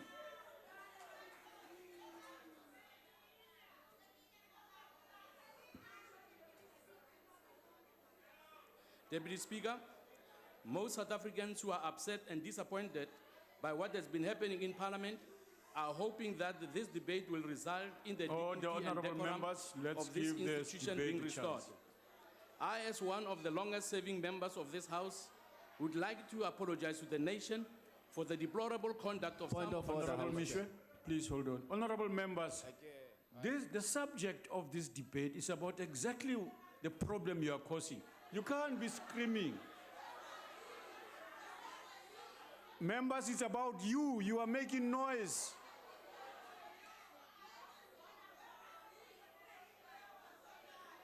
No, no, no. Honorable members, I object. Your behavior is despicable. You can't be making noise and making these claims you are making here, man. There ought to be order here. Order. Go on, Honorable Meshoe. I therefore want to appeal to all honorable members of this esteemed House to be more tolerant of each other's opinions as we seek to restore the image and credibility of this House. We must all take collective responsibility for what has been happening and allow constructive criticisms of ourselves, the President of South Africa, our speakers, and all presiding officers, as we seek solutions to what is a serious deterioration of a vital institution in holding our democracy together. The ACDP and all other members and citizens who truly love this nation do not want this House to continue deteriorating into a non-functioning state of paralysis. Speaker, Deputy Speaker, the ACDP believes that President Jacob Zuma is the first one that must accept responsibility for the shocking state of this institution, because he has failed to lead by example and to provide sound ethical leadership by being the first to take responsibility when it was needed the most. The bottom line is that the President has lost all credibility. Deputy President Cyril Ramaphosa, as leader of government business, failed to instill discipline in cabinet ministers who deliberately evade or refuse to answer questions from members of parliament. When some members, cabinet members, treat members who ask questions with disdain, they provoke them to react improperly. Members of the executive must be reminded that it is the duty of MPs to hold them to account for how they spend taxpayers' money and run their departments. Deputy Speaker, on the 18th of November 2014, the Deputy President, in his capacity as leader of government business, met with parliamentary leaders of all parties represented in this House to discuss the unacceptable events that were taking place in Parliament. We all made commitments to adhere to the agreements that were made in that meeting. The Deputy President promised to follow up with another meeting with leaders to assess progress, and that never happened. I sincerely believe that if agreements that were made were introduced in this House, some of which I will refer to in my closing remarks, and the Deputy President had held follow-up meetings with party leaders, what is happening today would not have happened, and this debate would not have taken place. Like all of us, Madam Speaker and her team also carries the blame. On a number of occasions, the Speaker and other House chairs have made questionable and unfair rulings against opposition MPs. She protected members of the executive from scrutiny, resulting, for example, in the Constitutional Court's Nkandla finding that Parliament had breached its constitutional duty of exercising oversight over the executive. Members of the opposition become frustrated when they see the Speaker being biased against them in favor of members of the ruling party. The ACDP calls, therefore, on the Speaker to ensure that rules are applied even-handedly and that order is restored in the House. To my fellow members, I want to ask that we respect ourselves and one another. We should respect our word and the agreements we make. Rules of Parliament are made by members themselves and should therefore be respected and abided by. Playing to the gallery by raising spurious points of order and refusing to abide by the rulings from the chair have led to chaos in the House, and that must be strongly discouraged. Speaker, what happened in Parliament last week, on Tuesday, was both disgusting and heartbreaking. It was very sad to see members of Parliament, who should be role models, particularly to our youth, descend to such low levels of behavior towards the parliamentary security personnel that were sent in to escort them out of the House. Televised footage showing EFF members kicking a female security officer who had fallen to the ground during the scuffle that ensued while trying to remove them from the House was utterly disgraceful and an all-time low for the decorum of this House. Our nation needs caring leaders who conduct themselves with integrity and know how to treat women and others with decency and respect. Honorable members, we owe it to ourselves as MPs and to the people of South Africa, who we represent and serve, to do whatever it takes to restore the dignity of the decorum of the House. Robust debate and passionately held views must be expressed within the bounds of common decency and the rules of this House. We must learn to hear each other, to agree, to disagree if necessary, failing which the rules of Parliament must be applied consistently and resolutely. Thank you. Honorable Didiza, House Chairperson.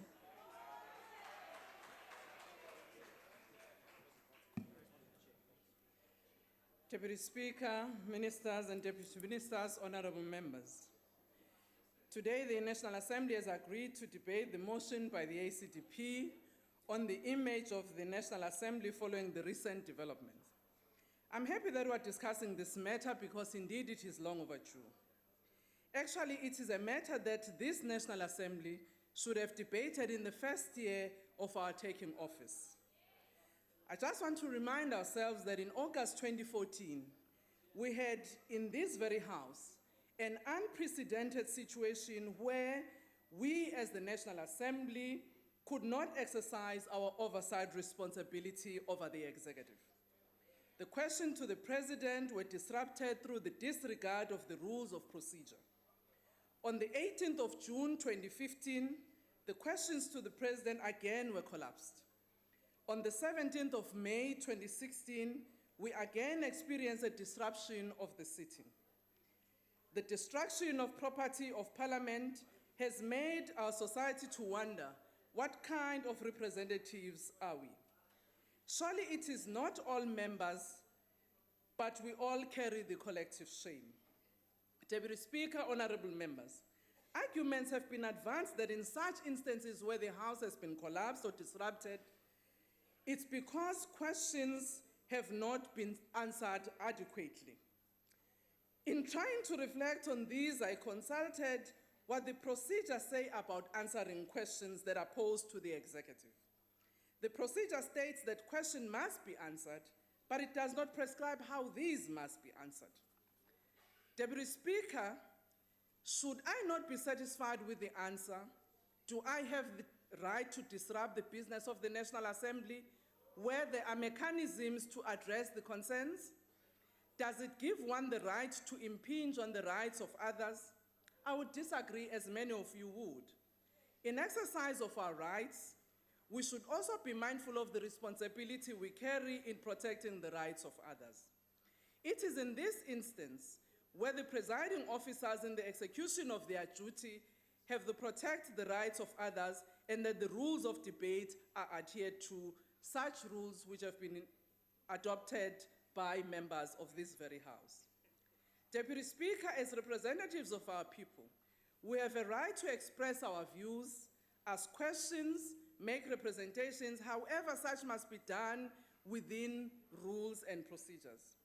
In the instance where such rules are deemed insufficient, it is incumbent upon members of this House to propose amendments through the necessary structures such as the Rules Committee. Since the beginning of the Fifth Parliament, we have had to grapple with new realities where there has been calls that such institutions must be transformed.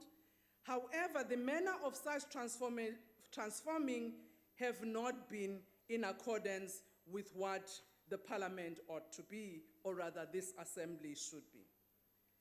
The rules of procedure, too, have been tested to an extent that we had to amend rules in order to allow us to proceed with the business of the House. Insults have also been thrown across the benches, which unfortunately has led to robust debates and persuasive arguments diminishing and reducing the quality of our interventions.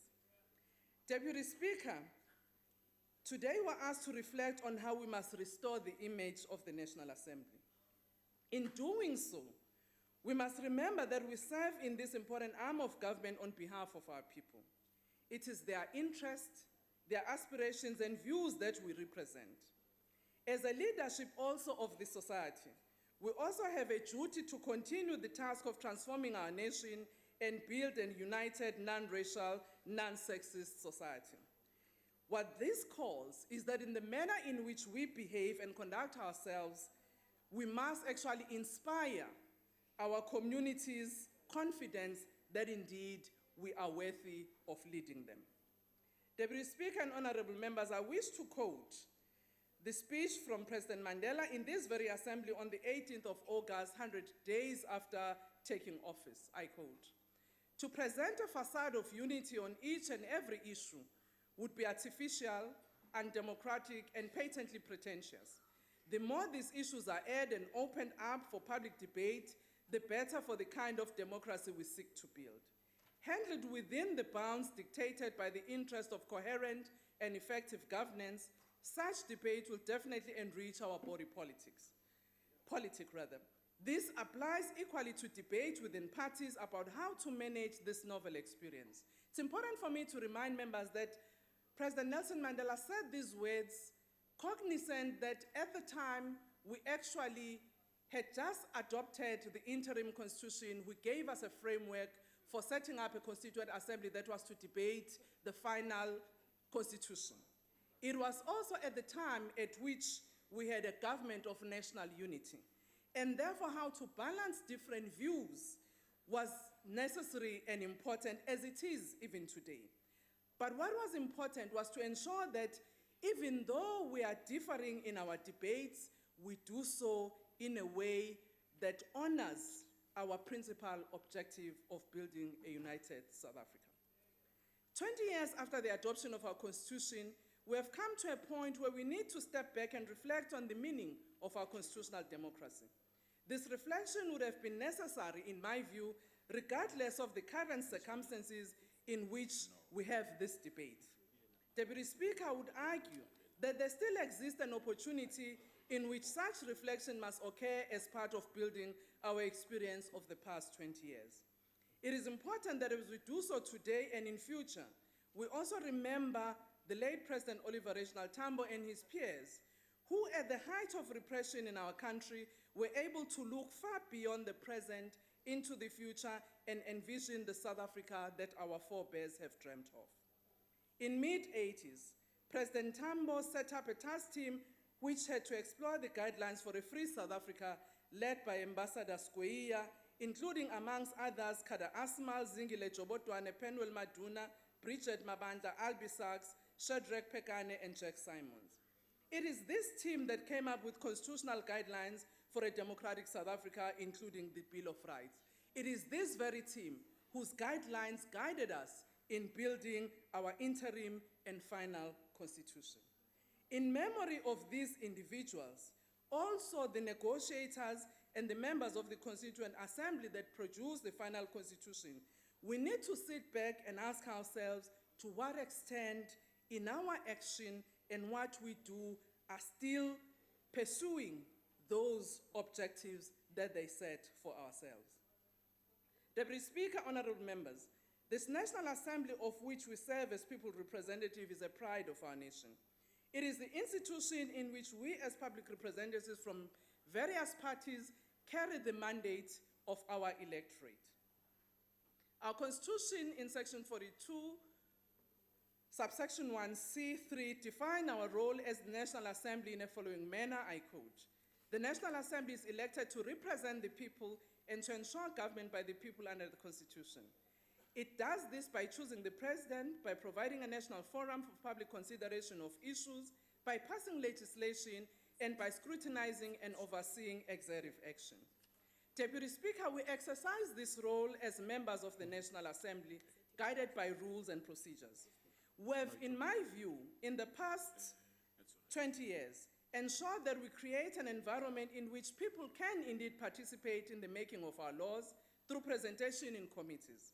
We have called different constituencies to make inputs on legislation that affect them. We have also raised issues of communities and our respective constituencies through motions, statements, and questions to the executive. In the past 20 years, some of the very legislation this House has passed have been contested. Citizens have utilized their rights to seek remedy from our courts and institutions supporting democracy. In March 2016, as the National Assembly, have been a respondent on the matter of Ngandla, where the court found that we erred in our processes.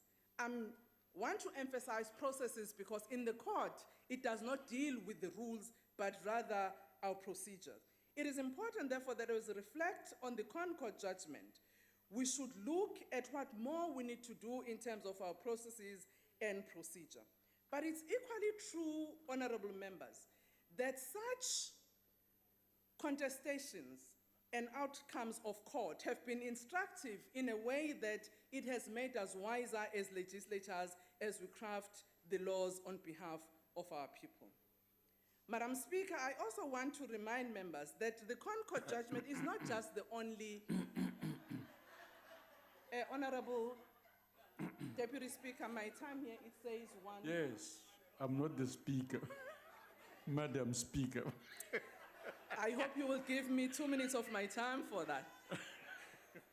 20 years of implementing the supreme law of our land, I want to argue, Honorable Deputy Speaker, that we have learned many lessons. As we evolve, we appreciate that at times in the exercise of our duty we may err. But what that calls of us is not point scoring, but rather to reflect and say, how do we do better next time?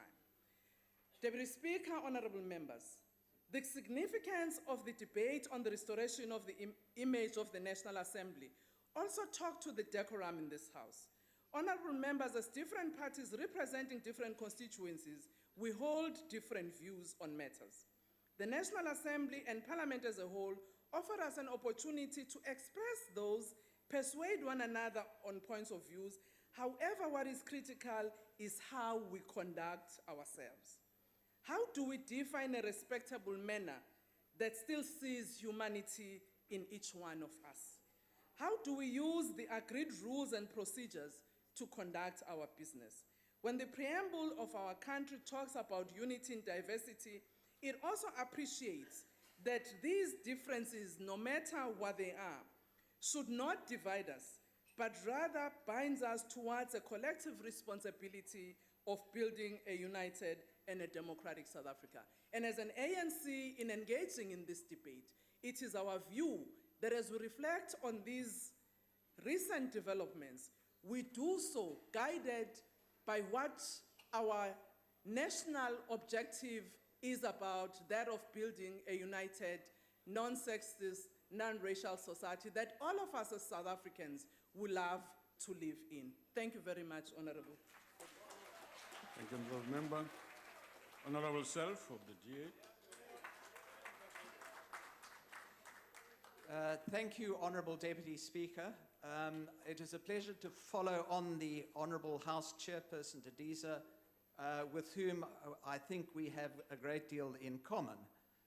Because if we're honest with ourselves, Deputy Chairperson, this House has become an absolute circus of late. I believe that the parliamentary channel now has more viewers than Seven de Laan. And that is because we have become a comic opera, a sort of sordid reality program that ought to have an age restriction. We want to make it absolutely clear that we condemn in the strongest terms both the disruptive tactics of the EFF and the hapless response by the presiding officers. We are appalled at the savagery and violence in this chamber by both the EFF members and the Protection Service. Violence begets violence, and it is no surprise that what happens in this House as an example, students begin to torch university buildings and activists torch schools. The Protection Service are no better, acting like modern-day stormtroopers. Images of women MPs being kicked and manhandled horrified South Africa and the world. Yes, Jeremy, you know. This has made this Parliament the laughing stock of the civilized world and a source of deep shame to our country. The antics, however, in this chamber are the consequence of the mismanagement by the presiding officers and the arrogance of the majority party. The ANC has rallied behind a president who was found by the highest court in South Africa to have violated his oath of office. He should immediately have resigned. That would have been the action of an honourable man. However, Mr. Zuma did not. In the absence of that, the ANC had the opportunity to either recall the president or else to vote for the motion introduced by the Leader of the Opposition in terms of Section 89 of the Constitution. It did neither. That fatally undermined the credibility of this Parliament and leads directly to the contempt that many of us feel about Mr. Zuma. But that's not all. That's not all. Increasingly bereft of ideas and inspiration, the ANC resorts to using its majority to ram through legislation and the appointment of cadres. Gone are those days when this chamber and its committees were the forum for open exchange of ideas and the honest debate of alternative solutions. Now the currency of debate is the hurling of insults and the trading of innuendos, the most common of which is to describe people as racists. And frankly, it is not the EFF that started this dialogue. It's those honourable members in Castle Corner, over which the chief whip of the majority party apparently has little or no control. And then there are the actions of the presiding officers, led by the Speaker. It remains our view that to be the national chairperson of the ruling party is inherently incompatible with being Speaker of this House. In that position, one simply cannot preside impartially. So increasingly, the Speaker grovels to the President in particular and the Cabinet in general. What then happens is the Speaker rules as unparliamentary any robust criticism of the President, the Cabinet, or the ruling party. You, Mr. Deputy Speaker, are no better. You recently gave a gobsmacking ruling that it was unparliamentary to quote from a court judgment because it might reflect on a member. The result is that ordinary members, ordinary South Africans in their homes and in their taverns can and do engage in far more robust debate and critique of politicians than we can do in this House. That is perverse, and it cannot be what the Constitution intended. That is why we in the opposition have reluctantly had to resort to the courts. We don't want to involve the courts in our affairs, but given the intransigence of the ruling party and the ineptitude of the presiding officers, and frankly, their misguided and legal procedural advisors, we have been left with no choice. And so it started with the De Lille case. De Lille won, Parliament naught. And then there was the Mazibuko case. Mazibuko won, Parliament naught. Then there was the Ambrosini case. Ambrosini won, Parliament naught. Then there was the White Shirts case. DA won, Parliament naught. Then there was the case about the comment about the Marikana massacre. EFF won, Parliament naught. And I was in court this morning, and I guarantee you that there's another damning judgment that's coming against Parliament.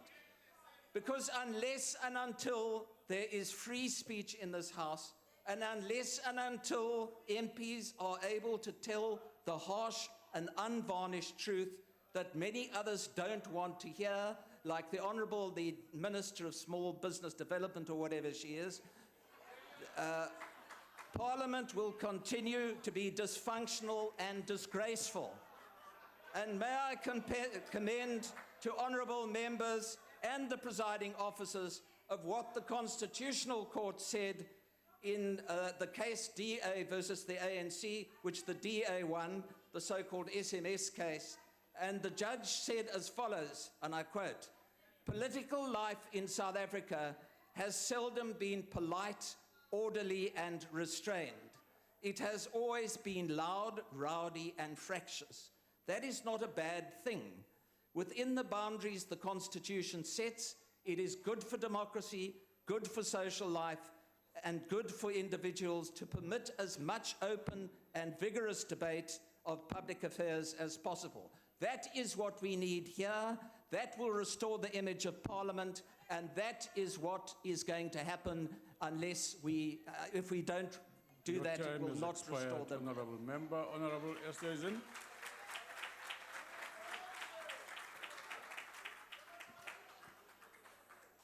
Thank you, Deputy Speaker. I apologize, my voices seem to be going. No need to apologize, sir. Just speak. We are It's okay. destroying our country's stability from within the heart of its democracy by undermining the dignity of a national institution. If Parliament is no longer seen to be functioning, why should our citizens believe in any of our institutions of of a democratic government? When members of this House disrespect the President, the Speaker, and the rules of Parliament, we are disrespecting the people who elected us to represent them. We are tearing apart an institution in which they place their trust, dishonouring the responsibilities they bestowed on us. Parliaments throughout the world have grappled with this issue of protecting the integrity of the National Assembly, particularly in the midst of social upheaval and economic distress. 67 years ago, as India adopted its constitution, its principal architect, Dr. B.R. Ambedkar, said, "If we wish to maintain democracy not merely in form, but also in fact, what we must do is first thing is to hold fast to constitutional methods of achieving our social and economic objectives. We must abandon the bloody methods of revolution. Where constitutional methods are open, there can be no justification for using unconstitutional methods. If hereafter things go wrong, we will have nobody to blame except ourselves." And these words ring true in South Africa. Excuse me. There are ways to achieve our social and economic objectives without compromising stability, undermining democratic institutions, and causing people to lose respect. We dare not speak with the grammar of anarchy when our message would be just as clearly received through the good faith engagement. Things have indeed gone wrong, and we have no one to blame but ourselves. The Chief Whip of the IFP pointed out during the Parliament's budget vote debate, none of us sitting here today can be absolved. It is up to us to get our house in order and restore the dignity and the decorum of Parliament. The IFP have always been known for remaining respect and not sink to gutter politics. We do this because we understand the repercussions of damaging the image of Parliament in the eyes of the people. We in this House have promised to serve South Africa, not to tear it apart. Thank you. Honourable Mabika.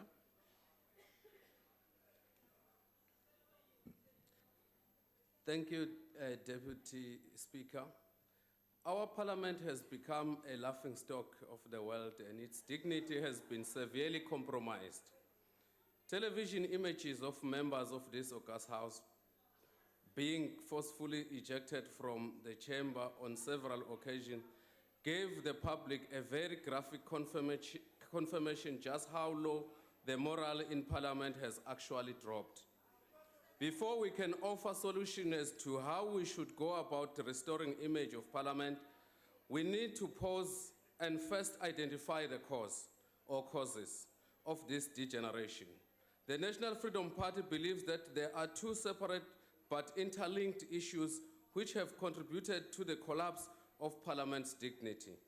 Firstly, the state president has shown contempt for this august House when he was called to account for Nkandla, denying any wrongdoing, mocking opposition parties who dared to question his integrity, and using the ANC majority here to unleash a political attack on the public protector and the Constitution.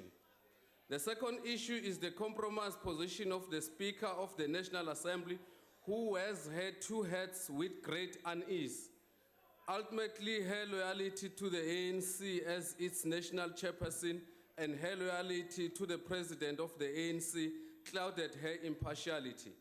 She lost credibility the very first time she called armed police into the democratic sanctity of the chamber and has shamed Parliament in the pronouncement of the Constitutional Court for her complicity to undermine the Constitution.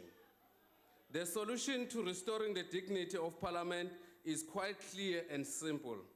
Remove the state president and the Speaker of the National Assembly from the equation, and the root causes of our shame will be removed too. We don't need to beat about the bush. President Zuma has disgraced Parliament and the country, aided and abetted by his trusted lieutenant, the Speaker of the National Assembly. Between the two of them, they have beaten the public representative of the ANC in this chamber into meek submission and used the tyranny of majority to destroy the dignity and integrity of this august house. The National Freedom Party therefore urges all members of this august house to join us in our call for the state president and the Speaker of the National Assembly to resign. Only then we can start to rebuild confidence and respect for Parliament again. If it can be easy to remove the Premier in KwaZulu-Natal, it should also be easy to remove the scandalous president from here. Honorable Kwangwa.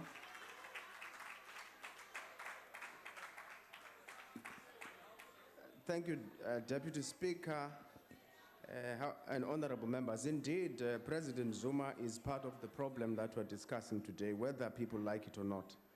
I remember while I was still a banker, or a manager in the banking industry, we used to talk about, draw a lot of wisdom from the book by Stephen Covey, The 7 Habits of Highly Effective People.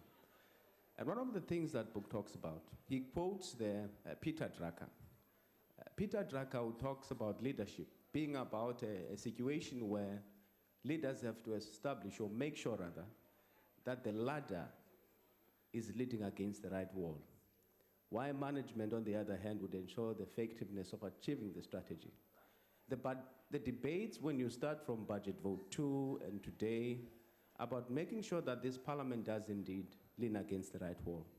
It means we must do our part and play our part in ensuring that Parliament achieves its strategic objective of being the voice of the people and being the boardroom of the people of South Africa. Now, by now fighting about these issues and fighting among ourselves, our focus is inward and not outward. It means we have to all the time try to change our ways of behaving or talk about us and what we do here rather than talk about how best can we serve the people of South Africa. That is the most unfortunate part. But I want to say, in our dominant party system, it is necessary for meaningful dialogue to occur between the ruling party and the opposition. This is important because if you allow the I can do without you attitude towards the opposition to take root, then you are asking for those who sit in the opposition benches to antagonize you. This, needless to say, turns every matter under consideration into a political tug of war. Similarly, it appears that some of us in the opposition refuse to work with those in the ruling party, even on issues of national importance, due to the fear of weakening their public image. They fear that by working with the ruling party on some issues, they'll be allowing themselves to be co-opted. By so doing, we sacrifice social cohesion, nation building, on the altar of political grandstanding and vote maximization at all costs. My colleagues, I want to ask you this question. How different is this behavior then from the private sector that we always accuse of relentlessly pursuing profit maximization at all costs? Surely we can do better than this. Deputy Speaker, impartiality of presiding officers is also at the center of ensuring that we bring back stability and the decorum of the House. There is a mistaken notion that impartiality refers to a situation where one is non-aligned. Nothing could be further from the truth. Complete non-alignment does not exist in the real world. The kind of impartiality we need in this House is one where those who have the privilege to preside over the proceedings of this House and who also have the responsibility to lead it, do so in a manner that treats everyone fairly. Liyangxama eli xesha lenu, Deputy Speaker, ndiyanoba niyalicikila nangoba nje sekuya kwivote. Honorable member, your time has expired. House Chair Didiza, 1 minute, I can last it for 3 minutes. Thank you so much. Honorable Mulder. Honourable Deputy Speaker, Parliament currently finds itself in the midst of a perfect storm. And that is why the image of the National Assembly needs to be restored. A perfect storm. But where did it come from? The Honourable Self, quite effectively this afternoon, gave one side of what happened, and that happened because of steps taken one after the other by the ANC in this Parliament to undermine the image of Parliament. He mentioned all of them, those court cases, die manier waarop te werk gegaan word, een na die ander. Die probleem met die parlement het nie gekom in die 5de parlement nie, dit het reeds gekom in die 4de parlement. The Honourable Dedisa this afternoon said oversight over the executive did not collapse. It did collapse when the President's question time was undermined. That is not when it collapsed. It already collapsed in the 4th Parliament, when at the end of the 4th Parliament, the ANC misused its majority to prevent the executive to be taken into account in terms of what happened in Nkandla. Toe julle die ad hoc komitee doodgedruk het aan die einde van die 4de parlement, daar het julle reeds gefaal om die uitvoerende gesag verantwoordbaar te hou. Aan die een kant het ons die ANC wat ons in hierdie situasie inbestuur het van die 4de parlement af. Aan die ander kant sit ons met die EFF. Die EFF het tot stand gekom voor die 2014 verkiesing en baie duidelik hulle doelwit uitgespel. They said, we are coming to Parliament to bring the revolution to Parliament. They're on record by saying that. And that's exactly what they are doing at the moment. But they're at the wrong place. Parlement, where does the word come from? It comes from the French word parler, to speak. This is a place where you're supposed to speak. We are supposed to convince people in terms of arguments. It's not supposed to be a place where you shout at people, where you talk down, and where you disrupt the proceedings. Maar die uitgangspunt van die EFF is om hierdie plek onregeerbaar te maak en die revolusie hierin te bring. And the question is basic, very easy. Should a party or a group of people be allowed to misuse democracy to destroy democracy? That's what the EFF wants to do. They want to disrupt. They want to disrupt the whole dispensation and the constitutional democracy. And it's no use to suspend them. It's no use to chuck them out of the house. The time has come to take away their salaries. I'm convinced that we have to take some money from their pockets every time that they do what they are doing in the house. Because they are disrupting Parliament and they do not want to accept their responsibility. Maar die probleem is aan die ander kant. Ons sien ons wat gebeur het. Die ANC het die parlement in die steek gelaat toe die meerderheid misbruik het om die president te beskerm, dat die grondwethof moet ingryp en sê, Parliament acted unlawfully. That's what happened under your majority. Dis tyd om te besef, Parliament does not belong to the majority. Parliament is the highest institution on the legislative level. It belongs to all the people in Parliament, and all parties should be treated equally because we all represent the people out there. Yeah, that's why the term is over, sir. Yes, you're happy that I don't have more, but next time I will.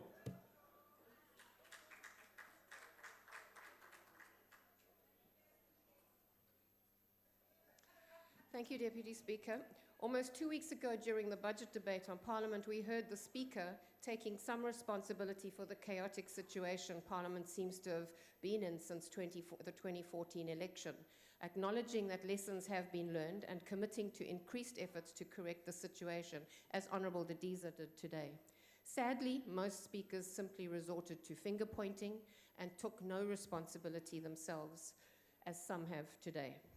What stood out for me was what the Honourable Deputy Chief Whip said at the time. As members of Parliament, we took an oath to obey, respect, and uphold the Constitution. The ACDP, for example, voted against the Constitution. The ACDP, because of the serious concerns around certain clauses, our decision was not a blanket rejection or disrespect for the Constitution, but an expression of how seriously we felt the negative impact of those clauses would be on South Africa. While we entered Parliament with every intention of challenging those clauses, we have always respected and upheld the Constitution of our country. In taking the oath as members of the National Assembly, we understood it imposed an obligation on us individually and collectively, and demanded of us conduct inside and outside of the National Assembly that showed respect for not only the Constitution, but for the institution of Parliament, the rules of Parliament, and the people of South Africa, including MPs and office bearers. That is not to say we got it right immediately. It took some time for us to learn how to express our concerns and passionately held views in a manner that addressed the issue without resorting to being rude and casting aspersions on other people's character and intentions. As new members, we pushed the limits and tested the rules on many occasions, but this fifth parliament has ushered in unprecedented levels of lack of respect for this democratic institution, lack of respect for each other, lack of respect for the voters, and allows party politics to disrupt proceedings, undermine the work of parliament, and generally promote chaos and anarchy. Since the revised rules have now been agreed, they will need to be applied consistently and unwaveringly. The ACDP believes change is not only good, but it is essential. It is foolhardy, however, to change just for the sake of change. We must change what does not work or add value. The ACDP also condemns the actions of those involved in promoting political agendas to the detriment of Parliament, both within the National Assembly and the administration. The recently revealed political agenda of Meshoe to destabilize Parliament and get rid of the Secretary to Parliament being a case in point. The ACDP calls on management and the administration to remain professional and not to get caught up in the politics. We acknowledge, however, that anarchy, ill discipline, threats to management and the Secretary to Parliament, and a stated intention to render Parliament unworkable and ungovernable cannot be tolerated. And action must be taken where evidence incriminates anyone. I thank you. Honorable Killian. Thank you, Deputy Speaker. Deputy Speaker, as the ANC, we welcome the debate on how we should all contribute to ensuring that we restore the image of the National Assembly. This is not a matter where we can point fingers at each other. We believe that the time has come between the governing party and all opposition parties that we should identify the critical issues and that we should collectively address this. This is our parliament. This is the parliament representing all South Africans. And therefore, there is not only a responsibility on the governing party to restore the order and the dignity of this House. And we certainly want to call on all parties to become part of the solution and not to resort to finger pointing, which will not contribute to any better relationship amongst political parties. Honourable Deputy Speaker, if we look at the history of South Africa and our young democracy, if we look back 22 years when we established the very first parliament, we came from absolute, very divergent backgrounds. We came from a war, we came from a struggle where people did not want to respect institutions such as parliament, parliamentary practices, the rules, the structures, because it was foreign concepts for South Africans who did not have a right to vote in the past. We had to build, from different parties, we had to build trust, to develop rules that would apply and that would respect the constitutional values. We also agreed that there would be certain rules for conduct of members and for debates. And that was not to resort to personal attacks on people, not to always respect the Bill of Fundamental Rights, the dignity, respect of individual members, etc. And all of that became part of our developmental democratic culture in this House as well as in other provincial legislatures. And we really want to call on those members who are maybe from a new generation, who do not understand where we come from, to understand why specific mechanisms were introduced and why we always say it's not only the rules, it's the practice and it is the convention of Parliament that we should also respect and uphold. Honourable Deputy Speaker, unfortunately, the fifth Parliament, and I hear what the Honourable Mulder is saying about the fourth Parliament, but in particular, the fifth Parliament, unfortunately made headline news for all the wrong reasons. It became part of disruptive, disrespectful conduct of some of the members, leading to severely embarrassing scenes on national TV channels in South Africa and even abroad. And whilst our members of the executive visit international congresses, etc., they have to explain what is happening in your parliament back in South Africa, the miracle of Africa. The fact is, also political commentators argued, and Honourable Self has referred to that some of the conduct could even have played into some of the disruptive, arsonist behavior that we've seen in communities, torching schools, and very expensive infrastructure of government. More than R1 billion has been wasted because of such conduct. Now, we should all be ashamed of what has happened in Parliament. You know, that's one thing, Honourable Deputy Speaker, that I certainly do not understand about the Democratic Alliance. And we understand that they have a large number of new members who don't understand where we come from. They're young, they're very aggressive in their conduct, and they feed into what the new EFF has now become used to.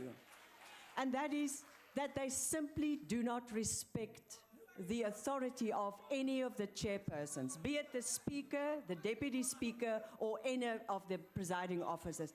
That is a critical rule. Rule 49, whenever a presiding officer is rising, a member shall take his or her seat. Now, clearly, if we transgress from there, it's all good and well to now come and accuse the President or the Speaker for being biased. It is not the reality. We all know that.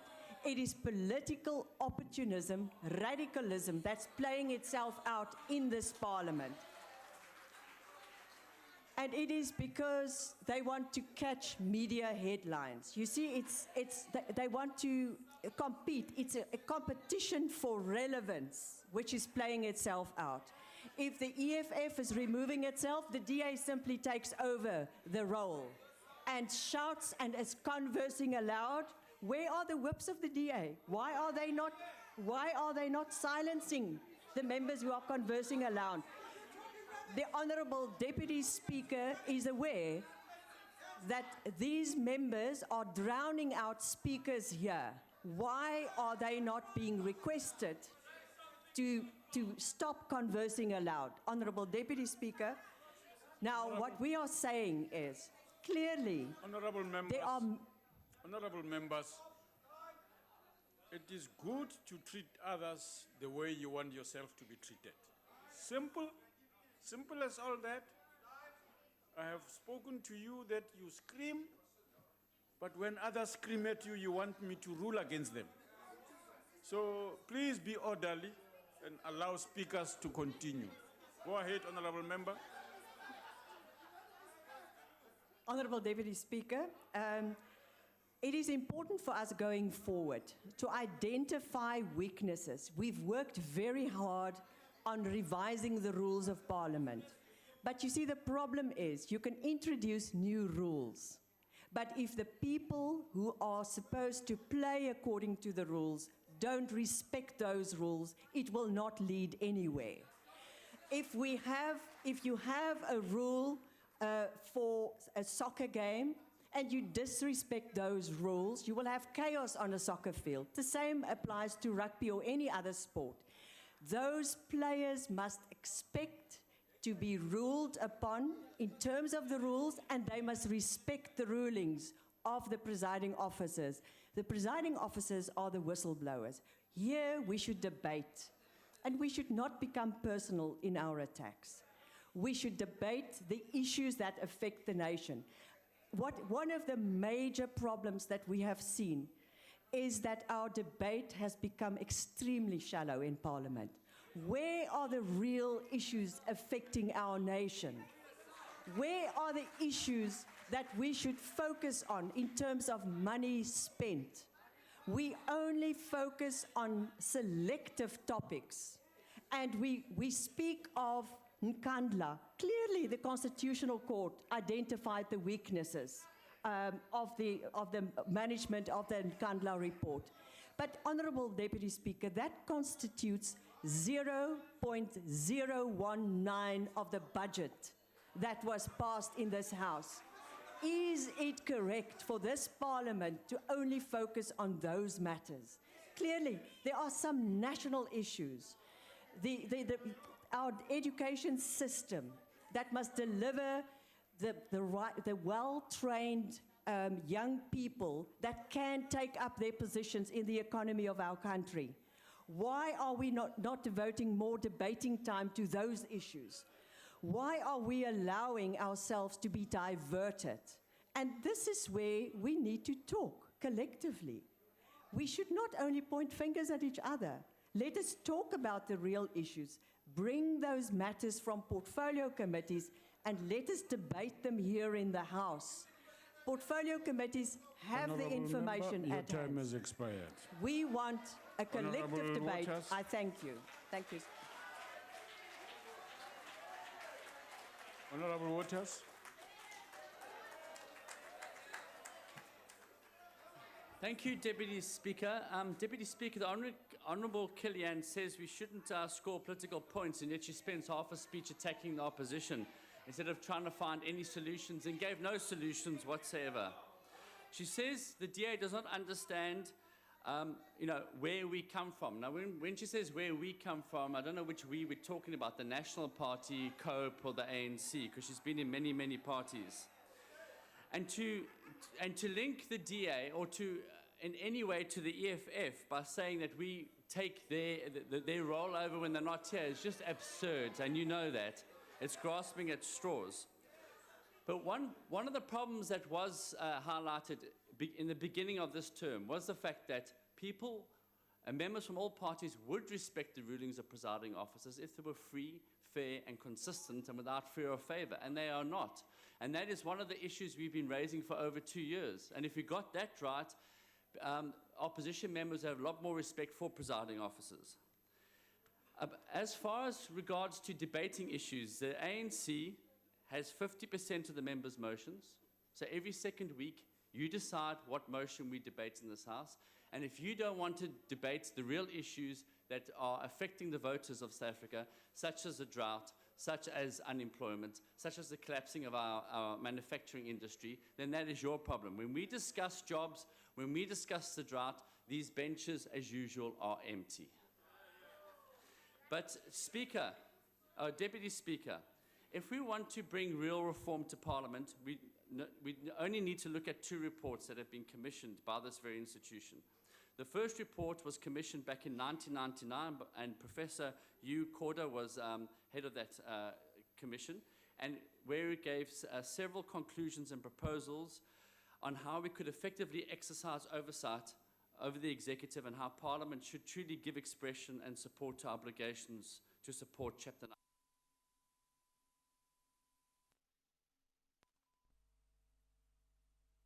We had Parliament's committee into Chapter 9's institutions, headed by the late Kader Asmal. Again, studied the roles of Chapter 9 institutions and how we could integrate their work with ours, and again, the recommendations were never implemented. We need to dust off both of these reports and look at the recommendations, such as we need to introduce a standing committee on constitutional institutions that will oversee processes and action the findings and reports of the Chapter 9 institutions in a meaningful way. And we must debate these reports in the House. We must use the opportunity, and Honourable Killian mentioned it, with regards to the review of the rules and look at ways how we can strengthen our oversight over the executive. And one of the ways which you have rejected is having oral questions without notice. Why won't you allow us to stand up and ask a minister a question? This would not only ensure that ministers know their job and their department, it would make sure that questions are topical, fresh, and relevant to the electorate, and to make them want to watch Parliament. We must pass an executive accountability bill that will serve as an accountability mechanism with real consequences for the President and ministers who feel that they can simply ignore this House and their constitutional obligations. If you want to keep this Parliament the People's Parliament and not the Executive Parliament, then don't make the changes to the rules that's going to deregulate or regulate the I'll say it in Zulu or Sutu. Sutu, I'm actually better at Sutu than Zulu. Would that be better? Okay. Well, demote the importance of motions and member statements from being first on the order paper to last. By doing so, what you are doing as the ANC, you are making this Parliament the Executive's Parliament and reducing the voice of the people, where we can no longer bring issues, real issues that affect the people, and put them paramount on in the front of the order paper. And you're doing that deliberately to stifle debate in this chamber. So, Honourable Killian, if you want to ensure that we have proper debates and we bring relevant issues to Parliament, then do not change the order of Parliament. But one other issue that needs addressing is our electoral system. We need a system that brings accountability back and where the voters feel they have a direct link with their MPs. And that is by bringing a mixed system where we have constituencies and the list. By having constituencies, voters would have to account why they do not attend Parliament and where the 60 ANC MPs are today. Where are your MPs? Why could you just pass the Higher Education Honourable Amendment Member, Bill? your term is expired. Thank you very much. Honourable Boy.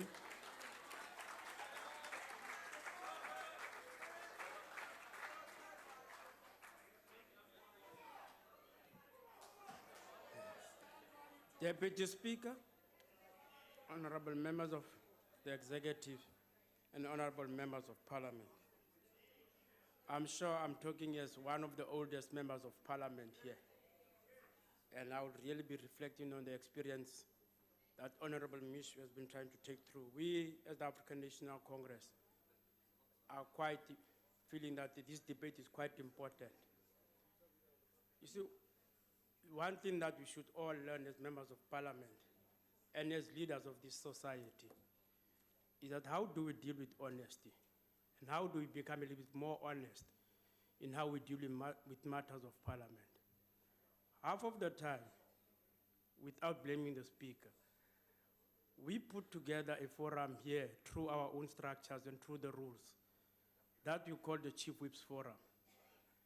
And half of the time here, as ordinary members of parliament, we seem to be getting an experience of that Chief Whips Forum fighting amongst themselves, not being able to resolve that. What have they been able to tell each other in the Chief Whips Forum? Just last week, we had an agreement. There was an agreement that says all Chief Whips have agreed that the President must come to the House and have answering of questions. But the first people to stand up were again Chief Whips. Now, how do you blame that to the Speaker of Parliament? That's a little bit dishonest, because you are supposed to be saying to yourselves as members of Parliament that, is that forum working or not? The second part, keep on getting us to be blamed for majoritarian. This is what the African National Congress would never be able to understand. But we all live here. We are going to leave on Friday. We are all going to go to the voters. We're going to tell all whatever you have said about the African National Congress. You will say it as much as you can to the voters. And the voters vote us in, we come back as the majority. What must we do now? Must we withdraw ourselves as a majority, and then who governs, you see? That becomes a problem, a problem now that is being blamed on ordinary members of parliament who've been mandated by their parties. But the system in South Africa is a proportional system, and we come because we've got mandates. And we are giving mandates by our own branches. You see, half of the people who seems to be more serious than the president of this country, where are they today? Where are the leaders of all these parties that are making noise here? They are not here. They will only come the day the president is here, as if they are the president themselves. We've elected one president in this parliament. That is Jacob Zuma. But half of them are not here. And when they come here, they want to start changing the agenda of parliament. What must we do as the African National Congress? Must we be mummies and keep quiet? We have not been elected to come and listen to other people. We have been sent by our own branches and sent by our own people to come and fulfill our own mandates. We have a manifesto, you have a manifesto, everybody's got a manifesto. And we are here to make sure that that manifesto is being implemented. And we do try all means, by all means, to find a balance in Parliament. We sit in the Rules Committee, we engage in the Rules Committees, and we try to find out every member of Parliament to make sure that he makes a contribution in the Rules Committee. And where does the failure come from? It's when there's dishonesty. Now we're being asked after a few months that change the sequence of Parliament. And when we entered that debate, Honorable Waters, you were there. We had an elaborate an explanation that why we think it's important that issues that are affect Parliament directly, that come sometime from the executive, must be dealt with. Today you walk out of the committee. Who must be blamed for that particular development? Must it be the ANC again? Then it's quite clear that we should not come to Parliament because we are the ones to be blamed for the work that we are doing. What else could we do that is totally different? We move on. And with what rules? Rules, you must win the votes, man. You must not come and win us, you see. We ask you, we were listening quite reasonable. We're not making noise. We're trying to understand that which violations are you proposing? Are you saying that the Speaker has violated? You are being said that the Speaker, yes, we are being paid so that all of us can represent our people. You are also getting paid. At the end of the day, that you are being asked that which rules that are being violated here in the institution. None, nobody comes to us and says the Speaker has violated Rule A, Rule B, Rule C. The Speaker, fairly speaking, all perceptions is being said that she's unfair. I'm definitely sure even in the African National Congress, they literally complain. And they want to kill us here as whips that we are not the ones that making it possible for the Speaker to listen to them. Equally as they are frustrated. But one thing that I must say that the Speaker has been able to stand with the House chairs, have been able to make it possible for this House to be able to go through and fulfill its work. It's a balance that must all find itself. There's no way you would act as if these things are new. Because I've been a member here, when there was a Nigerian issue under Mandela, under the former President Mandela, what did we do? We found each other here because we could see that it's not a correct issue. When there was the biggest debate in the country under President Mbeki about AIDS, what did we do? We didn't shout down and kick out everybody. We were quite clear that that issue affects the ordinary people of our country, and we needed to find each other, and we did that. So there's not even what confronts President Jacob Gedleyihlekisa Zuma. It's a challenge by South Africans that we should be able to reflect and take responsibility. There's no way we've been able to say to this chamber, walk away and take a different route. So, in the South African context, in the history of our Honorable Boy, please take your seat. Yes, Honorable Member, what are you rising on? I would like to know if the Honourable Boy is prepared to answer it. Honorable Boy, would you Answer the question. accept the question? No. It's an easy question. No, I won't take a question. I don't always disturb you. I always respect you. You know that. That's a good I question. respect all of you. It's a very good question. So what I'm really saying is that even in the constitutional debate that we are confronted with, we've been saying that, and even the judge, has been saying that we should never allow the core institution to be politicized. And quite clearly with developments within South Africa, that has happened. And we would have thought through that if you are representatives of the people who understand the Constitution, you'd be able to put those challenges back to the ANC without howling at us. Because at the end of the day, we have a responsibility as the African National Congress. We are not just members of Parliament just being sent here to come and listen to other people. We don't come here, we come on the mandate of our own infrastructure. That's called our own branches, to come and espouse our own policies here. And it would be very difficult to expect the African National Congress to listen to the leader of the opposition says, ANC vote. Vote for what? We have got the National Executive Committee that gives us the directive. And we're not going to move against them. We're not going to take something different. They've got a full response. If you call it Lutulu House or what, that's where we're coming from. That's what it is. And it's a proportional system. It's not my system, and we're going to stand firm on it. Because as deployees of the African National Congress, we still stand on it that we have been mandated by that organization and its branches to come here and fulfill its mandate. We are not going to be dancing to anybody's tune. If ever it comes, it's not even arrogance. It's the fulfillment of what is in the Constitution. That this is a proportional system. You come on the basis of the votes that you have won outside. And it's your party that wins that vote. It's not won by individuals. If you want the constituency-based politics, we've been saying that come, win the power, and put it up, and we'll be able to take up that responsibility. Don't want to push us off and say that the African National Congress must change its own agenda and say because the DA want this system, then we must dance with them. Let the Democratic Alliance win the elections. Yesterday, Olsland was doing a correct analysis of the state of things within the DA. He clearly says it, Olsland, that since the responsibility of this organization of the opposition has been taken over by Honorable Maimane, there's been deterioration of how that organization is running its own affairs. It's to the level that in itself that it runs after the EFF. And it's what was proven today in the Rules Committee. We were faced with the same problem on issues that we have agreed for a very long time. Participation in subcommittees by the ETA. Suddenly today, we find something new that where does this notion come from that we must now change the sequence of what happens? We are very clear as the African National Congress that half of the time of people that are not coming to house, the same people who act as if they are de facto presidents of this country, they come on the day that the president of the country is here. And then when we are in portfolio committees, we don't see them. They have been promising people that they want to nationalize the economy. We have never heard that nobody's engaging the African National Congress on any on any type of policy. Nobody says to us our policies have gone wrong. Nobody. That's why our branches are very confident of us that we are fulfilling that mandate. And the executive, as I was looking and as I was going through with the presentation of the judge, at no stage does the judge says this executive that is running this particular country has gone wrong. He has done a thorough assessment of the executive, he has done a thorough assessment of parliament, and he still remains confident that the executive have been able to play his role. And for us as the African National Congress, that's the pride that carries us, that we've been able to maintain what our people have asked of us to come and do here.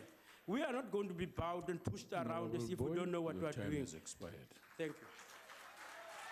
Honorable Meshoe.